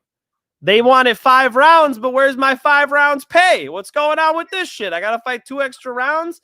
Honestly, Aljo, I think it's a good thing. I think Brian Ortega in a 3-round fight can take more risk. Brian Ortega in a 5-round fight, we've seen him struggle in those already. Ask Volkanovski. You know, I've seen Brian Ortega kind of wilt, and Aljamain Sterling's actually a good 5-round fighter. I think it even makes me more confident in the pick. And he also beat Calvin Kattar at 45 too first. Absolutely manhandled him. Yeah, his wrestling's high caliber. I think it's the grappling skill with the wrestling. Like you said, I think we're going to see Aljamain Sterling get it done. Minus 265 for Aljo. Ortega plus 225. I think Aljo controls position, wears on him, better gas tank, physically stronger, and just simply put, the better fighter, championship fighter. And then obviously Ortega, a former challenger for the belt. Sterling minus 115 on the decision, over 2.5 at minus 300. You thinking Sterling on the scorecards? 5 rounds of work? Or you think he finishes? I think it's pretty hard to finish Brian Ortega, man. He's a tough customer. You know, it's hard to get him out of there. It would, Jesus, a submission is wild. Could he just keep elbowing him from mount or something? That's possible. Brian Ortega's defensive jiu-jitsu is real, you know? I think Brian Ortega, like I said, I think he like sweeps him. That's probably what's going to happen is that Aljo's on top. And then one time Brian Ortega is able to get a sweep and gets the top position and tries to make something happen.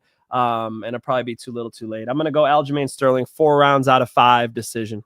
Let's go. Aljamain Sterling, the pick for me, the pick for the Finch. I think he handles business. Let's keep running. Next fight on the card. The main event of the evening. If you guys are watching and enjoying, make sure you hit that like button. And if you're new to the channel, make sure you subscribe. We got Johnny Walker versus Mingyang Zhang. I'm going with Mingyang Zhang by knockout here, man. Johnny Walker, when he faces guys that can box, that can press, that can crack clean, tends to fold. Now, Walker, of course, has the chaos factor to his striking, unorthodox and wild at times, but I just don't see him taking the shots of Zhang. He's too hittable, man. Bad knockout loss to Volkan Ozdemir. Bad knockout loss to Magomed Ankalaev. And let's not forget, it's not that he hasn't wanted to fight recently, but Johnny Walker has pulled out of fights dating back to January this year due to an injury with Bogdan Gushkov, due to an injury again, pulled out of the Azamat Mirzakev fight. So we've seen 2 cancellations already in 2025 for him. Health woes are a factor. Now he's fighting in China against Mingyang Zhang, who's surging, 12-fight win streak, knockout artist, dangerous elbows too. He's the swarm, man. This is the A side. I'm going with the Mingyang Zhang knockout side in this one. Time and time again, when Walker fights somebody that can box and that can punch hard, that can make him uncomfortable, he gets slapped. And I think this is no difference. I got Johnny Walker getting knocked out by Zhang. I think that Zhang's going to be able to put the right hand on him. Zhang's fucking talented, man. That's a good headliner for this card because he is a real prospect. Zhang has punching power, he's got speed, and he can fucking grapple. So he could really get this done a multitude of ways. Like, even if Johnny Walker does some goofy shit, hits him with a back elbow, fucking Superman punch off the fence, who knows with Johnny Walker? I think Zhang can weather a storm. I mean, look at that head. That is a perfectly square head. That looks like a cartoon off Steve from Minecraft. He's a SpongeBob character. Yeah, Minecraft. You know, I mean, that looks like a piece of cement. That does not look like a human skull. That looks like one of those Hawaiian fucking the tiki guys, you know? That's one of those tiki heads right there. So let's say he takes a shot from Johnny Walker and that Johnny Walker's not able to take his. He's trying to say my boy Aaron Pico's got a glass chin. Well, how about Johnny Walker, son? I think Johnny Walker is going to do the chicken dance out here. Zhang, first round. Zhang is a minus 310 favorite. Walker plus 260. Looking towards Zhang to win by KO minus 265. First round knockout for Zhang. If you think he gets it done early, minus 125. But if you go second round, it's plus 450. I think Zhang's putting it on him, man. I couldn't sell the Walker side. Flying knee, his best shot, something crazy that he pulls out, but Zhang's relentless, looking to do damage, sharp striking. And I think Walker is too defensively inept to deal with the barrage. Mingyang Zhang to put him through hell and violently stop him is the prediction for the main event for us both, man. I think Zhang's rising in this light heavyweight division, and he's young too, 27 years old, 25 pro fights. I'm a fan. This is his breakout fight too. Rising. Got the mojo rising. I think so. I think that he's going to be, a title challenger. I think he's legit. And the division needs him. We need some new blood like this, man. So what a perfect matchup for him. I think Zhang's my most confident pick on the whole card. Yeah. I think Zhang destruction makes a lot of sense. Back-to-back knockout losses for Walker, injury woes and all. Nothing looking good. Now they flying him to China to fight the Chinese light heavyweight. His brother's been getting dubs. That look good. His brother's a grappler. He's got good heel hook game, man. Walker heel hook. What if Walker dusts off the fucking heel That'd be hook, crazy. Bro? Listen, then the hype is back on his side. Walker with fucking jiu-jitsu changes things, man. What minute will Zhang win? Shit, fucking killing me, man. Starts spamming heel hooks like Sai Kumar in Dana White's Contender Series yesterday. Before we went live, me and I just ripped apart that dude for 5 minutes with AJ. What minute will Zhang win? What minute, Reeves? Do you think we're fortune tellers, Reeves? What the fuck do you think this is, Reeves? Am I supposed to fucking, do I have to guess the exact strike? Do I have to guess what logo they're on in the octagon? Yes. How close will they be to Dana White? I don't even think Dana's going to the show. Reeves, first round. You too, AJ? First round, yeah. Second half of the first round? 3 minutes. There you go. You got an answer. If it's second round, you can make money. But probably first round. But Walker went 2 rounds with Ankalaev, but Ankalaev more patient. And Walker's more washed at this point, bro. He's been knocked out too many times. He's getting slept bad.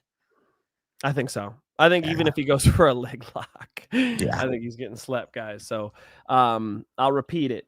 Zhang, the most confident pick on the card. And that's before I drop my 5 most confident picks in 20 minutes. Let's go. Listen, I'm in complete agreement with the Finch. You see Hamza on the screen? What the fuck? What the fuck? Daniel Cormier reporting in from Shanghai. Oh, I'm fucking around. I'm going crazy. My fault. Oh shit. Listen. Those were great. I got some crazy memes from 219. Maybe they're too crazy for the channel. I don't know. Listen, bring them on your show then after. Save them. Okay, all right. I'll save them for my show. Good point. Cool. Listen, we're doing parlay time. You ready, chat? Let's get it. All the competition that try to compete, stand back, watch the bomb drop. Parlay time. Open up your wallets and let's bet on some fist fights. Yeah, parlay time. I already told y'all once, but it's Zhang as a parlay piece Saturday night in China. Yeah, Zhang's a lock. To put somebody with Zhang, I'll make AJ do all the work. I don't know, man. I don't want to give the lock city as this show's lock. I feel like I'll go a straight fighter pick. No, but you know what makes sense? No. Sterling. Give me Sterling. I was also thinking over 2.5 Sumudaerji and Borjas could be live as well if you're looking for an over and you don't want to play an over 1.5 with Pav and Waldo.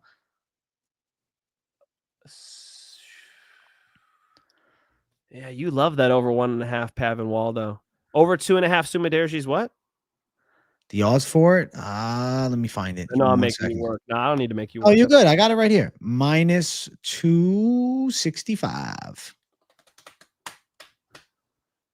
Yeah, I guess in a parlay it would work. I don't know. It's your leg of the parlay, bro. I had to give it 3-piece. We got asked earlier, what's the 3-piece? So That's a adding the 3-piece, flyweight huh? over. Zhang, Sterling over, and Sumudaerji and Borjas fight. And that's even odds? I'll be honest, I didn't even do it yet. Let me get it right now. You're all good. Damn, I'm making it. I better tip him You too. good? Guys. Hey, Shit. Zhang, What tip is that? Sterling over 2.5. We looking at plus 147. Plus 147. Guys, you just got a 3-piece plus 147 parlay. And my brother, I think it hits. I think it hits. Listen, guys, go watch the Finch, man. He's going live here soon. Make sure you smash the fucking like button here and show some love to your boy, you know, show some love with a subscribe button too. And yeah, don't be afraid to check out the Finch's show. He's going live here shortly. Now, I got to tell you, I got PFL breakdown dropping. My brother's got the picks to me. I just got to upload the video. I'll have it uploaded in the next 30 minutes. So that shit going down soon. Late night PFL predictions. Fuck it. That's what the people want. So turn the post notifications on so you don't miss a thing. And just check the channel in a half hour or so, or after the Finchman show. Check out my PFL picks. That's the money move. And if you haven't watched this week's Best of MMA Bets, my latest video, you can check that out soon too. But first things first, watch the Finch or start my video, watch Finch, come back to it. See where me and Finch line up with most confidence, man. Let's go. Anything else, Finch? Oh, guys. Hey, that's it. I'm dropping my 5 most confident picks in a few minutes. AJ already dropped the link in the chat. Appreciate you guys being here on a Wednesday. Sorry, I'm a little late.